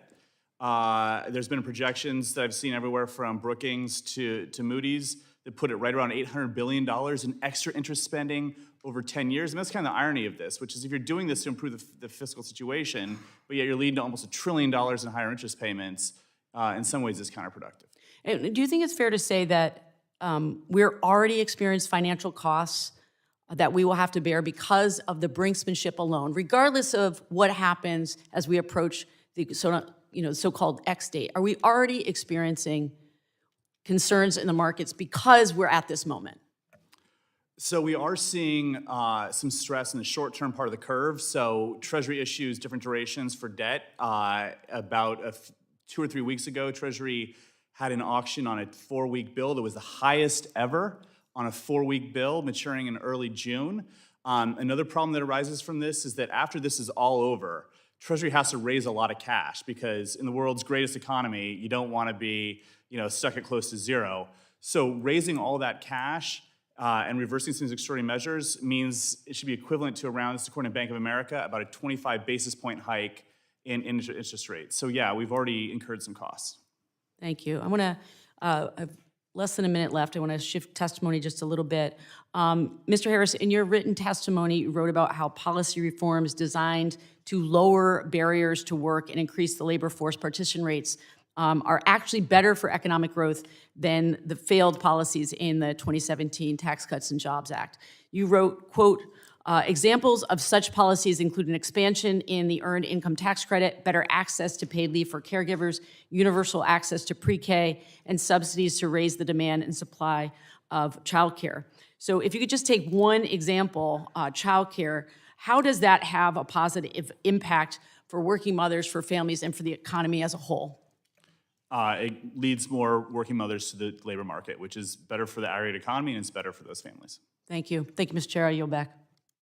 Thank you, and I now recognize myself for 5 minutes. When we think about everybody in this room and those who might be viewing this on TV, what would the 8th grader think of our discussion? And why I pick on the 8th grade is it was in 8th grade that I had started my first business, where I grew up in the North Country, where you cut lawns in the summer and shoveled snow in the winter. I began to understand the value of $1 and the value of taking debt, to include buying a new lawnmower, buying a new snow shovel. And you know what? 8th graders today, I think, are savvier than I was back then because they've got more tools at their disposal. But the question is, how do they use those tools? And the ranking member in his comments opening comments used the elephant in the room. I would suggest to you we need to look at the hut in the room. Anybody know who the hut is? As in Jabba the Hutt? And the point is, if you look at Jabba the Hutt was a fictional character in the movie Star Wars, who better than to educate today's 8th grader than their parents, who were roughly that age when Jabba the Hutt came on the scene? But Jabba basically was a gimme more, gimme more, gimme more bureaucracy that never ever yielded the results that necessary, but it was just give me more. And when you think about the generational nature of what we're talking about here, what we make decision-wise on debt is being passed along to our, in my case, my grandkids. We've got 10, and they're all pretty sharp cookies because their parents chose to teach them a lot of things, not only, morals and ethics and faith and family, but to teach them basic finance. So I think we can fairly ask the question to anyone, how do we, whether you're an individual, whether you're a family, whether you're a business, whether you're a government, view debt? Think if Alexander Hamilton was here, what views he might have. So I guess as we look at, are we dealing with symptoms? Are we dealing with root causes? The symptoms are what the symptoms are, unless we deal with the root causes. And this is not Democrat or Republican. This is about dealing with the root causes of what we're trying to deal with, then get back on it. So having said that, I would, as I ask my 2 minutes of questions here, I would ask you to consider, will the 8th grader understand a little bit of what you're saying? And if they don't, more importantly, if they turn and ask their parents, what did they just say, Mom? What did they just say, Dad? That their parents can give them an answer, because I believe we're way past time to teach financial education, not how to spend your inheritance. That's not financial education, but basic finance for individuals or businesses, as we've referred to here. So, Ms. Harned, according to a recent piece in the Wall Street Journal, average inflation-adjusted payments to low-income households has grown from about $10,000 to roughly $45,000. Over the same period, the percentage of prime working age adults in the bottom 20% of income earners who actually worked plummeted from 68% to 36%. How do federal regulations and policies encouraging low-income individuals to stay at home instead of finding work, how do they work, and what can Congress do to address the issue of unnecessary regulations that actually deflate incentive? Right. Well, so there's been many great proposals that you all have introduced that would get rid of, regulations on the books that haven't been enforced for years. Once you get a regulation on, it's like the Hotel California. You never get it off. There are a lot that have not been enforced, and they need to get off the books. Also, when it comes to hiring, that is a whole big mess now, as far as each employee costs you $10,000 or $11,000 per employee for a small business owner. So they're thinking a lot about regulation when they're thinking about that. And so getting rid of the burdens of that. And finally, I would just say 80% of small business owners support what you all passed in the, getting work requirements tied to government subsidies. So thank you very much. And I see my time has expired. I yield back. Mr. Yakum, you are recognized. Oh, I'm sorry. I didn't see you slide in there. Madam, you are recognized.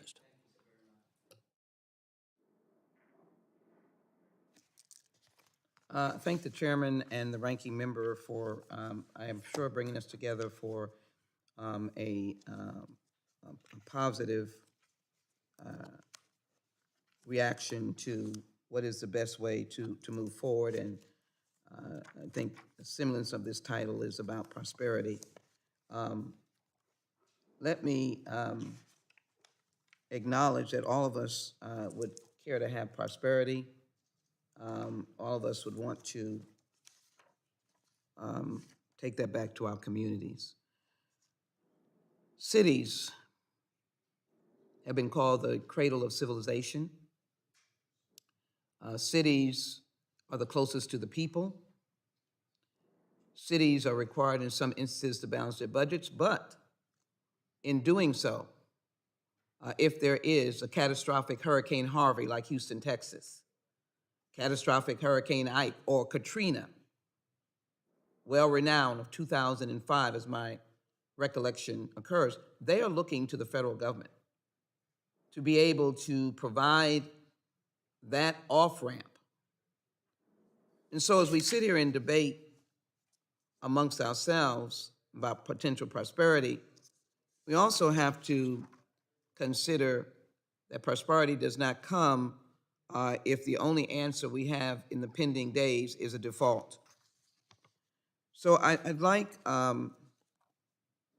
to pose this question to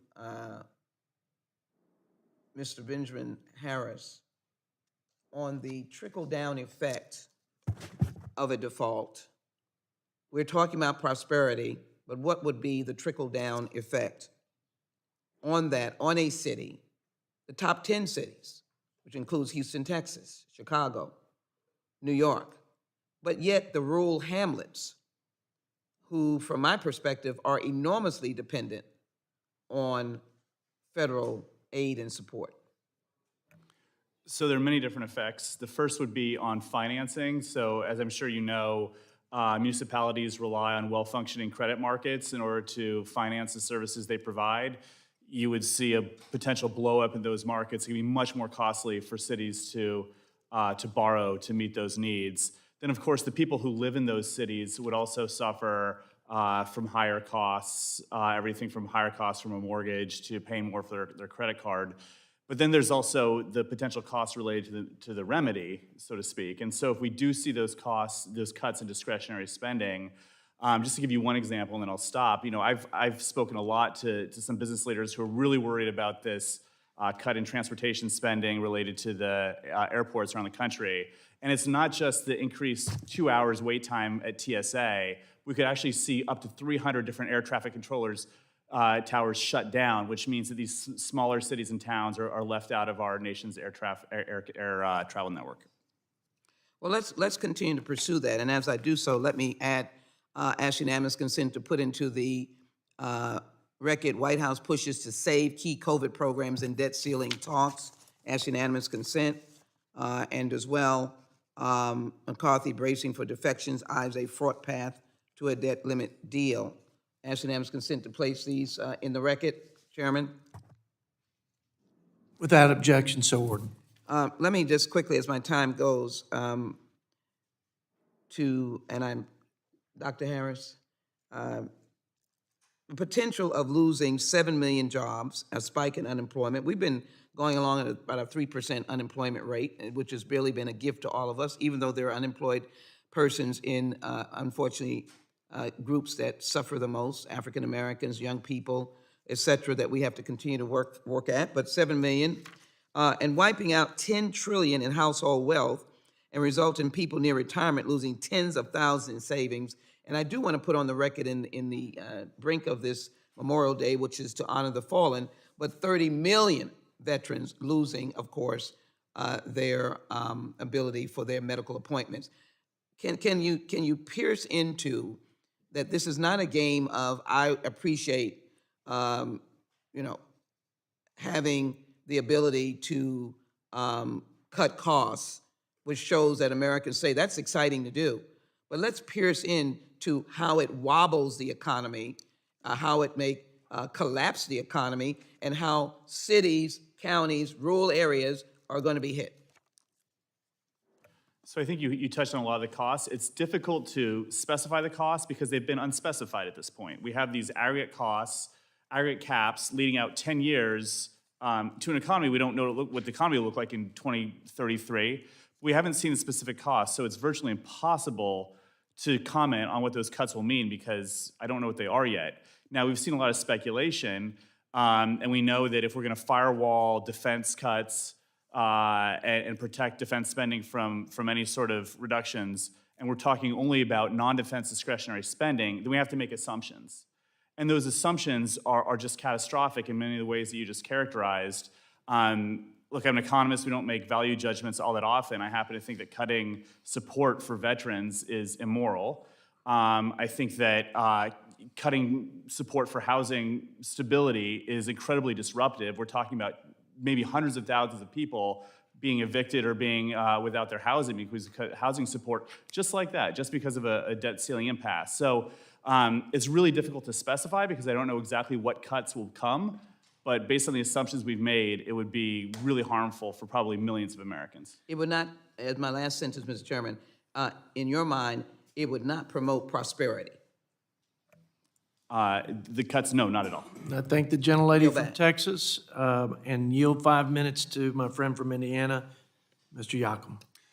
Thank you, Mr. Chairman, and thank you to our witnesses for being here today to share your expertise on this important issue. Deregulation is an essential component to economic growth. It allows for greater efficiency and competition in the marketplace, and thus greater prosperity for all Americans. The Trump administration took significant steps to reduce regulation in a meaningful way that benefited all Americans. According to the Council of Economic Advisors, the previous administration's deregulation efforts were estimated to raise real incomes by $3,100 per household per year.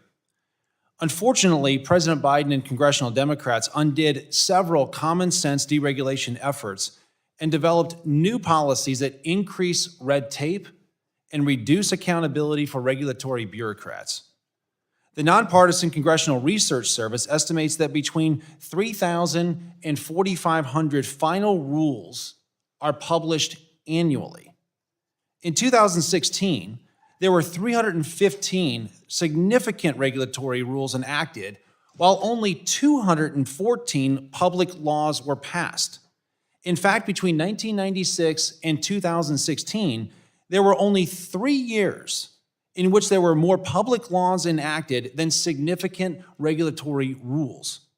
This illustrates, to me at least, an alarming problem.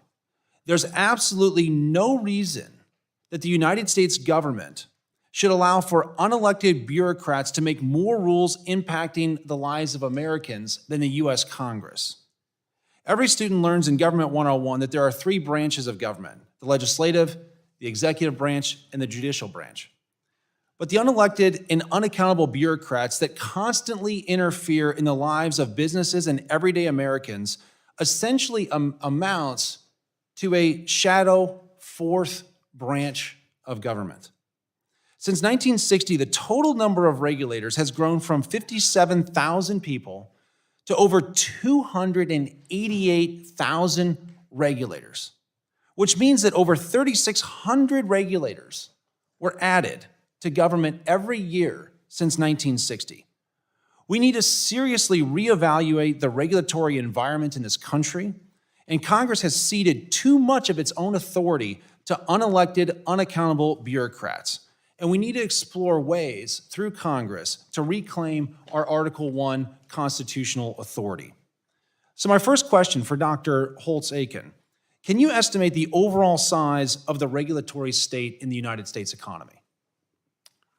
Not off the top of my head. There are a number of estimates out there, but you can count the regulations, you can count the pages or the lines or the number of rulemakings, but it's the economic impact that matters. And all we know is that that's an enormous burden right now. And that I think what you heard today is not a cry for no regulation, but to have high quality regulation done when necessary at the least possible cost. And Congress providing incentives to do that is the important step we need to make now. So from your perspective, how has overregulation fueled inflation and stifled economic growth? Well, it certainly is an enormous headwind to economic growth. At this moment, it's heading in the wrong direction from the point of view of inflation. Additional regulations are costs that have to be passed on to consumers in one form or another, and thus place upward pressure on prices at a time when we'd like to go the other direction. Can you talk about the impact that overregulation has had on our small business environment in the United States? It's a real concern. There's some specifics. For example, in the aftermath of Dodd-Frank, we've averaged fewer than 5 new banks per year. We used to average dozens and dozens of banks started every year. So competition goes down in providing those services. We've seen a real decline in startups leading into the pandemic. We were deeply concerned about the average age of American firms because we weren't getting new startups. They provide new products, better competition. Improving that climate, I think, is a first-order challenge for better economic performance in the U.S. Great, thank you. And Mr. Cruz, given that it's been proven time and time again that deregulatory policies are good for economic growth, can you share some examples of where you see opportunities for deregulation? Yeah, well, I think there are opportunities, but there's opportunities for this body, I think, in addressing the question, because we talked about the successes in the Trump era in regulatory budgeting, airline deregulation, things of that sort. But as I'd indicated early on in my initial remarks, the notions of one in, two out, the notions of unfunded mandates reform, the notions of small business relief, those kinds of notions are bipartisan. They're rooted. They go way back. You find regulatory budgeting back in the Jimmy Carter era. There was always, and that's when you got the airline trucking deregulation and banking deregulations. So you had this dramatic decrease in the amount of economic regulation in the economy. Environmental regulations, of course, increased, and they're still increasing now, but I think the big concern that you all have to reckon with now is, you mentioned the numbers of rules coming out from agencies as opposed to lawmakers, but now it's increasingly the independent agencies that don't get the regulatory review at the OMB that the executive branch agencies get. And I think a lot of the new surges in regulation, we were asked about some of the equity rules and some of the ESG type programs. It's a lot of the financial bodies that are doing that. And yet they're not reviewed at OMB. And OMB has just put out new guidance that's comment date is coming up June 7th. New guidance that is even weakening the potential overview because the threshold for review is going from 100 million up to 200 million for the expected cost of regulation. And you don't really know. As Dr. Holtz-Eakin said, we don't really know. But there are enormous amounts of money, and I think if we can wrestle with some of the comments that Dr. Harrison made, I think, of removing entry barriers. The gentleman's time has expired. I apologize for cutting you Thank you off. to the witnesses and Trying to let everybody, indulge everybody to have the fullness of discussion, but a few more folks and want to respect their time. Thank you, Mr. Yakum. And now would yield 5 minutes to Mr. Espaillat, gentleman from New York. Thank you, Mr. Chairman. Just let me read some headlines real quickly. Our speaker says the debt limit deal will bite impossible. Our speaker faces balancing act on debt ceiling deal. Our speaker tells House Republicans are nowhere near. Our speaker meeting ends with no deal on debt ceiling. The speaker holds a productive talk. This theater is about to end. The curtain will come down on this theater that has occurred 78 times, including 49 times under Republican administration. So this effort to talk about spending and gut programs that are so essential to workers and families in the United States, this effort to create a theater leading us to a potential precipice is about to end today or tomorrow. So, Mr. Harris, having said that, the Default on America Act will force the administration to make cuts that will remove the government's ability to enforce existing regulations. One rule that may be effective will be the Department of Labor's ability to ensure that workers earn and are paid fair wages. Given the workforce challenge that America already faces, like reports of 100,000 nurses leaving the workforce due to unfair wages and burnout, particularly during the pandemic, how do you think the lack of enforcement would affect the U.S. economy? So I'm glad you asked about the labor market. As I mentioned in my written testimony, I think competition in the labor market is an incredibly important issue. I think the labor market right now is characterized by lack of competition in many areas, and that means we need government intervention in some ways to get workers their market wage. I think in many circumstances, including with nurses, there's good evidence that they're not being paid their market wage. So this is really an example of government intervention being necessary in order to get workers what they deserve. Okay, the Default on America Act also imposes work requirements for Medicaid recipients and increased work requirements for SNAP recipients. These requirements would threaten food assistance for several thousand women, children, families in my district. there is no evidence to suggest that these increased work requirements would decrease reliance on safety net programs. What are some of the policies that Congress can put forward that would actually improve employment rates while also ensuring that Americans are able to meet their basic needs? What tools are we already implementing or have proven to reduce poverty? So on work requirements, let me say that I understand the theoretical appeal. The problem with work requirements is they really don't work in practice. So Iowa tried this, they strengthened their work requirements. What happened is you saw very little, if any, employment boost, but what you did see was the state of Iowa having to pay 2.5 times to implement those work requirements. It was a lose-lose situation. As far as prosperity policies that could increase employment and help lower-income families, I mean, I think that SNAP is a really important thing. It's difficult to be a productive member of society if you're hungry. Pro-employment policies include a stronger EITC, better childcare to get more women in particular into the labor market, and of course, better spending on workforce training. And finally, I think I have a minute left. Moody's Analytics indicated that the Republican cuts to spending in the Default on American Act will result in a lower GDP for 2024 and nearly 800,000 fewer jobs. This is an artificial crisis that was tried to be created that has real consequences in the job market and, of course, on Wall Street. What's your view on that? So my view is there's a time and a place for discussions around spending, and it's not holding the U.S. and world economy hostage in doing so. I think that there's an appropriations process. We have appropriations committees, and that's the appropriate place to have discussions about discretionary spending. The problem with doing it over the debt limit is that you create so much financial and economic chaos that you really decrease the prosperity of Americans. Thank you, Mr. Speaker. Mr. Leader, I yield back. I thank my friend from New York and now yield 5 minutes to the gentleman from Oklahoma, Josh Burkeen. Thank you, Mr. Chairman. Thank you all for being here today. Great discussion on the regulatory environment. I would use the word hobbling. If you've ever seen a horse hobbled and the inability to move, we have a hobbled economy because of a regulatory front that it runs counter to the rule of law. I heard Mr. Harris talk about the rule of law. Article 1, Section 1, U.S. Constitution says all legislative powers will be vested in the Congress.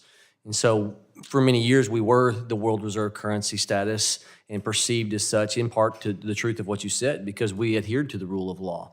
But in an environment where we have cubicle decisions, people that in their desk in front of their computer screen are making decisions, not elected representatives that are sent to Washington to represent the people, now we have a hobbled economy.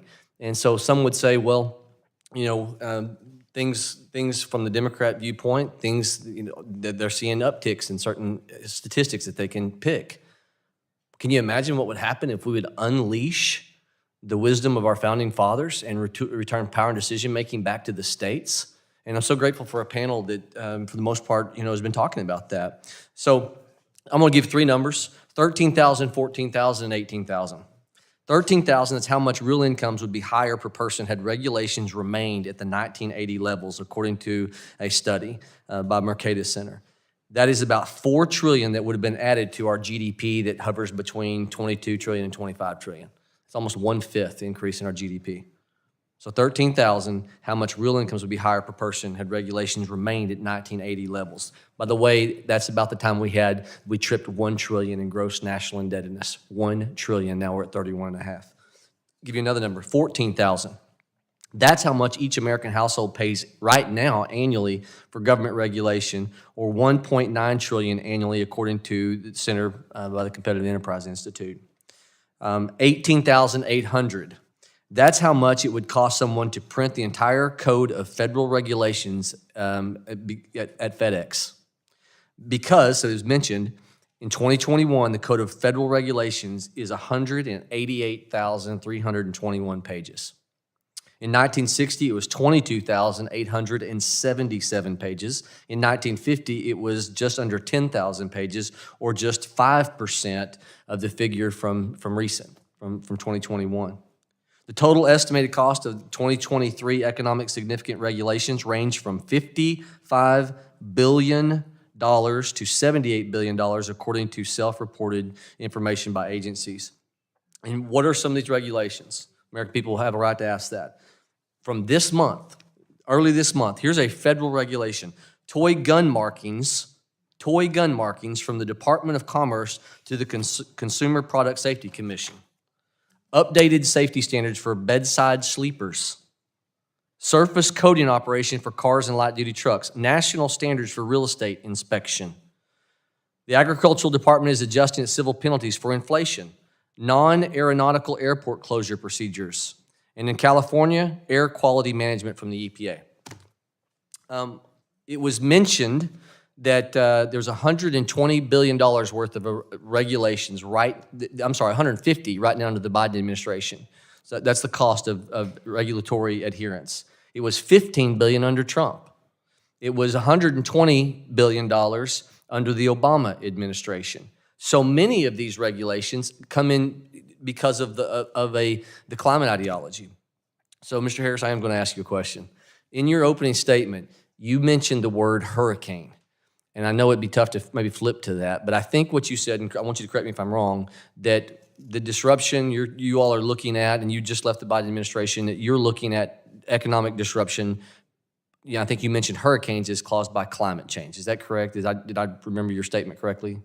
Yes. Okay. So I'm going to read something to you because I think it's so important how many of our federal regulations are adherence to the climate ideology. So I'm going to read to you from the United Nations Intergovernmental Panel on Climate Change. The United Nations Intergovernmental Panel on Climate Change. They state there is no consensus, quote, no consensus on the role of human activity on changes to Atlantic hurricane activity. That same body, the United Nations body, says also determined that since 1900, there's been no trend in the amount of landfall events in the United States. I could go through from the United Nations panel on floods, same thing, no increase on trends in frequency. When it comes to extreme temperature, I mean, the science is being tossed on its head, whereas a few years ago we were talking about 4 and 5 degrees, now we're talking about 2. Here's what I wanted to land the plane by saying. The narrative is out there, and we're sacrificing our prosperity on the altar of the church of nature. And we've got to push back. We've got a 200-300-year supply of oil and gas under this country, and we have got to start fighting with both fists. If we don't, China and Russia will continue to laugh at us while they don't appease the Paris Climate Accord. With that, I yield, Mr. Chairman. I thank the gentleman from Oklahoma and yield 5 minutes to my friend from Michigan, Lisa McLean.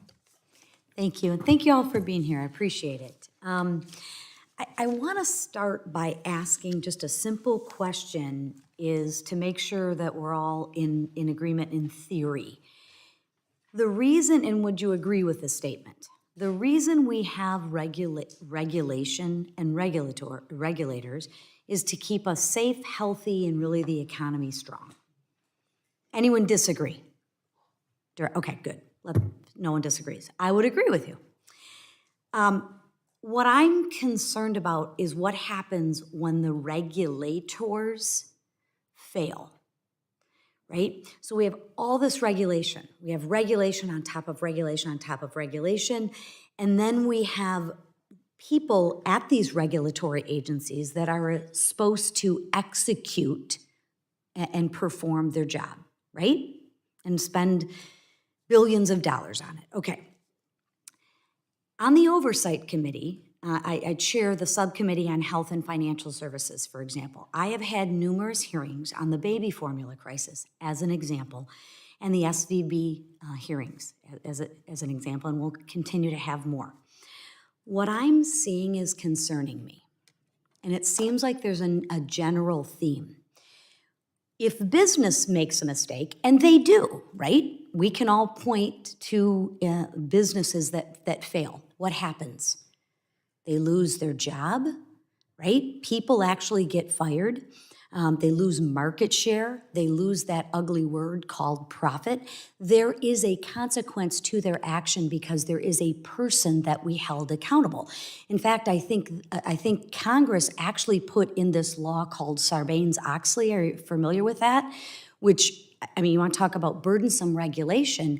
However, what it did was have some accountability, remember? Because it had my COO or my CFO had to sign their name that if X screwed up, one person was held accountable.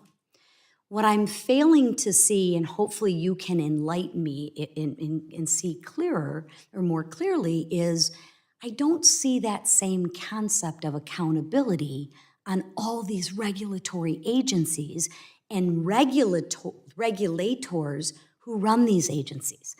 I mean, I am yet to find a person at a regulatory agency that will take ownership on the SVB crisis, on the baby formula crisis. That's a concern to me.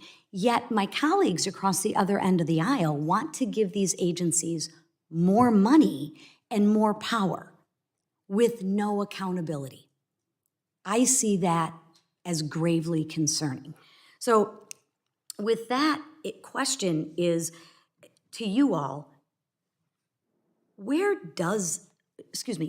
who owns these regulatory agencies, whether it be the FDA, the FAA? If there is an error, whose head do I roll? Anybody? Congress owns them. Congress created them. Congress funds them. Wonderful. Congress provides oversight of them. And the ultimate accountability is the U.S. Congress. So if I understand you correctly, I could haul in the head of the FDA, which in my opinion, if he's at the top, and Congress could fire that person. No, you've given the president the authority to run those agencies.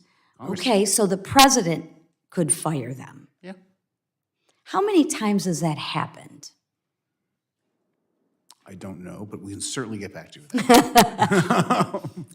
Often? Is that a common? Give me a gut feel. Like usually, I mean, the baby formula crisis, that was a crisis, right? At the SVB bank, major crisis. Yep. Who do you think's going to get fired? I'll take a bet right now. I'll bet the don't pass line. I bet A, we can't even admit there's a problem, and B, we'll probably promote that person. Therein lies the problem. So I'm going to advocate that Congress use the very rules that it enacted for private business that they use for themselves. And there must be more accountability, because right now, I think for the American people, Mr. Chairman, there is zero accountability and zero heads roll when there's a crisis. And with that, I thank you and yield back. I thank the gentlelady from Michigan and my colleague and ranking member. I think we'll be back shortly. I'm going to yield myself some time to give closing remarks, to also give a colleague an opportunity to come and share his thoughts and ask you questions. But first, let me say thank you for your insight and your input and facilitating a good discussion. I said in my remarks that I worked in the Bush administration at the FDIC, an independent regulator. And I must say, there were good people over there, and they were well-intentioned, some good Americans, loved their country. But I was just astonished by the almost unfettered power to basically write the force and effect of law in policies, rules, and even guidance, which sounds so benign, and yet it has the same force and effect of law if you ask those who are being regulated. And so from that perspective, my eyes were opened. I thought to myself many days while serving at the FDIC, and again, proudly along some of my colleagues there, but as an institution, I thought, my goodness, my civics teacher, Miss Becky Taylor, never told me there was a fourth branch of government. And I think it's like the nature of man, there's a nature of these agencies. And whether it's to be relevant or it's to manage risk at a zero basis, which is not real life, unless you can shut a government down and still keep your job. I'm not picking on Mr. Fauci, but to make these calls and that put people literally out of business and they can't provide for their families, some struggle to come back and still struggle, when the decision makers here will get paid regardless of whether the economy's open or not. It's a pretty perverse dynamic to me when people are making those kind of decisions. So we have to have a better process for oversight, and we have to have a better process to determine what things are necessary, what things are appropriate, and how to best strike the balance of providing basic guardrails and then letting the free fellow Americans make the decision about their own lives and the choices for their families. And as my colleague said, no thank you for your coffee. I'm going down here where they make a bigger cup, a better cup, a cheaper cup, and that competitive force, I think, is a pretty efficient, self-regulating effect on this country. I think we put too little value in the self-regulatory effect of free markets, and we put too much of a premium on this sort of top-down, even, I'll just say this top-down system of micro-regulating every sector of our economy. I took some time to provide some closing remarks, and I've got a colleague, but I want to yield to you, Mr. Boyle, for some closing thoughts and comments, and then we'll have our last member give his questions and comments. If Chip Roy is really the last speaker at this, I'm aghast, but I will. Might want to filibuster. Yeah, I'll speak for the next hour and a half. Wait him out. But thank you, Mr. Chairman. So we'll switch up the order here and make these closing comments, and then hand it back to you, to the remaining speaker we have. I'll just kind of in the same vein you just did, offer several observations or beliefs or both. The first is we are a representative democracy.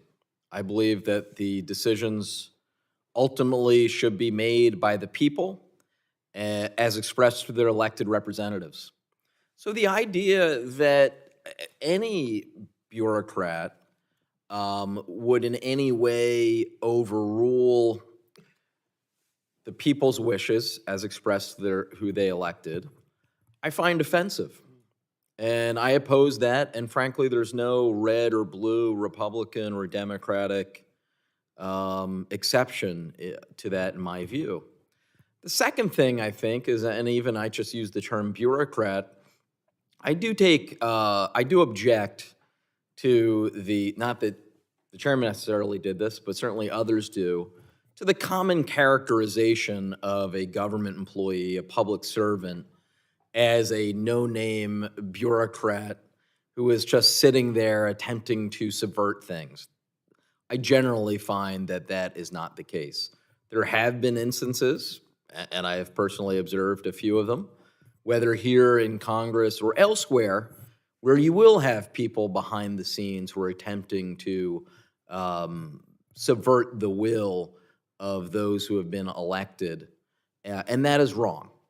But we should not use that to paint a broad brush, because the reality is the overwhelming majority of those who work in government are good, hardworking people. Many times they could actually make more in the private sector, but they're doing what they're doing for the good of the public. So I hope that we understand and recognize the complexity when we're talking about this issue. Now, I would also observe, and I think that this has been a real problem of the last 25 years, as Congress has increasingly become hyper-partisan and dysfunctional, We have voluntarily ceded power to the other branches of government. I think that is certainly the case when it comes to the judicial branch, and you can cite decisions that either liberals or conservatives object to, where the judicial branch has overridden laws that were passed. And we all know it is quite difficult to get legislation passed. So the fact that too often, in my view, 9 unelected folks are overriding legislation, that should concern all of us who are small d Democrats. This is also the case that in both Democratic and Republican administrations in recent years, they have been able to step in and take advantage because the Congress has essentially ceded certain powers to the executive. Although I have to say, I observe that happening more in foreign affairs, really, than any other realm. So if we're able to take a step back from the typical day-to-day partisanship and really examine the need for regulation, the need for proper regulation, and the need to balance that with what actually is the legislative intent, we can see that this is a complex issue that requires a balanced and nuanced approach. And certainly if there are concrete ideas coming out of this where we can make the system better, I certainly would be welcome to those. So with that, I'll be happy to yield back and thank the chair. I thank my ranking member, and we'll yield to our final speaker and friend and gentleman from Texas, Chip Roy. Thank the chairman, and I thank the ranking member. Thank you for your indulgence. I was trying to make it back from the House Judiciary Committee, where we were actually just having a thorough debate on the REINS Act and the extent to which we might wish to rein in the regulatory state. And it was a good debate, and it's meritorious here, and that's why I bring it up. One question that I would just like to ask at the beginning of this hearing, and I had to leave to go to Judiciary, there was some discussion among a number of the members about taxes and tax burden and these allegations about the rich not paying their fair share. I assume this has been covered to some degree, but I just want to make sure for purpose of the record, and I think, Mr. Holtz-Eakin, we've worked together in the past in my former staff days, but would you agree that, in the time I've been around the Hill, and I came to the Hill as a staffer in 2003, the top 1% of taxpayers paid 33% of the overall tax burden. 52% was paid by the top 5%. In 2010, that was 37 and 59 respectively. In 2020, after the implementation of the Trump tax plan, 42% of taxes were paid by the top 1%, 62% by the top 5%. Across the entire strata, it has moved up in terms of who's paying the burden. Now, we can debate about what that means in terms of overall income impact, sure, but that's a different question, and this is my actual question, in terms of the revenue. Is it not true that we are at an historic high in terms of revenues to the Treasury, Mr. Holtz-Eakin? Yes. And is it true that that has only been matched twice in history, once during World War II, when we had a particular need for revenue, and then again in 2000, at the sort of back end of the dot-com boom? We're around 19.6 to 20% of GDP. It was about 20% at the end of the dot-com bubble. And so my question for you is, would you agree then? I mean, we use this line, we have a spending problem, not a revenue problem. That's an easy punch, right? That's a political line. But is it not at least true? I mean, we're here in the Budget Committee. I mean, I wish my colleagues were here and I wish I could have engaged. But we have to at least operate off of a common set of facts in order to determine how we're going to proceed. Is it not at least true, like it's a matter of just simple fact, that in terms of revenue, if we look at the overall economic production of this country, that we're bringing in approximately 20% of it into the Treasury, which is an all-time high. So by definition, it's not just a political line, that if we have if we're out of balance, if we have deficit spending, that it is in fact a spending problem, not a revenue problem. For me, I think the important issue is going forward. And what I see when you look at every CBO projection is the fact that the spending programs, particularly the large mandatory spending programs, will grow much more rapidly than any revenue source plausibly can. And so if you have a spending growth rate that exceeds the revenue growth rate, the lines just diverge. Now, you can have a one-time tax increase, but you don't change the growth rate of revenue, so you just defer the problem at some level. You've got to deal with the growth rate of those large spending programs and the welfare of their beneficiaries because they are the most important in the social safety net. Thank you for that. In my limited time, I was going to, Mr. Harris, as a former Biden administration official, I'll just ask a quick question about the, I think earlier you were talking about the importance of the IRA tax credits and how they'll leverage private investment. I think can we at least just acknowledge for the record that it's going to be significantly high-income earners and corporations who will be the biggest beneficiaries of these tax credits, because 90% of the subsidies are going to billion-dollar corporations, and 80% of the EV subsidies, which are a big portion of what we're talking about, are going to people who make over $100,000 a year as an individual or $300,000 a year as a couple. And I just asked Mr. Harris a pretty quick answer. Is that not true? Is it not true that that's who that's going to? So I would consider the full economic benefit, including the impact of climate change, which is really. Well, hold on, but that's not a tax issue. True or false? Are those tax credits going to those corporations? Big billion-dollar corporations, 90%.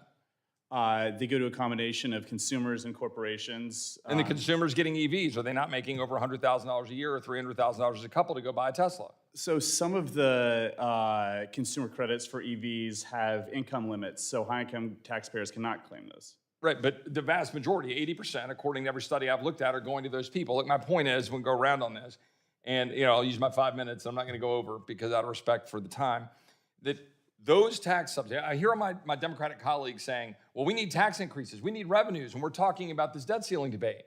Yet the primary driver of what they're trying to do are tax credits and tax subsidies to the wealthiest among us and to the corporations. In this case, tax subsidies to corporations to promote an agenda. As you just said, it's an agenda-driven tax subsidy. If my colleagues on the other side of the aisle want tax revenue, I give you tax revenue.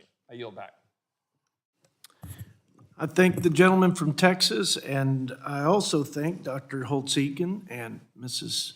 Harned and Mr. Cruz and Dr. Harris for your time and all the time you took to prepare, and appreciate the conversation and the debate and the input, and we wish you a great rest of the week.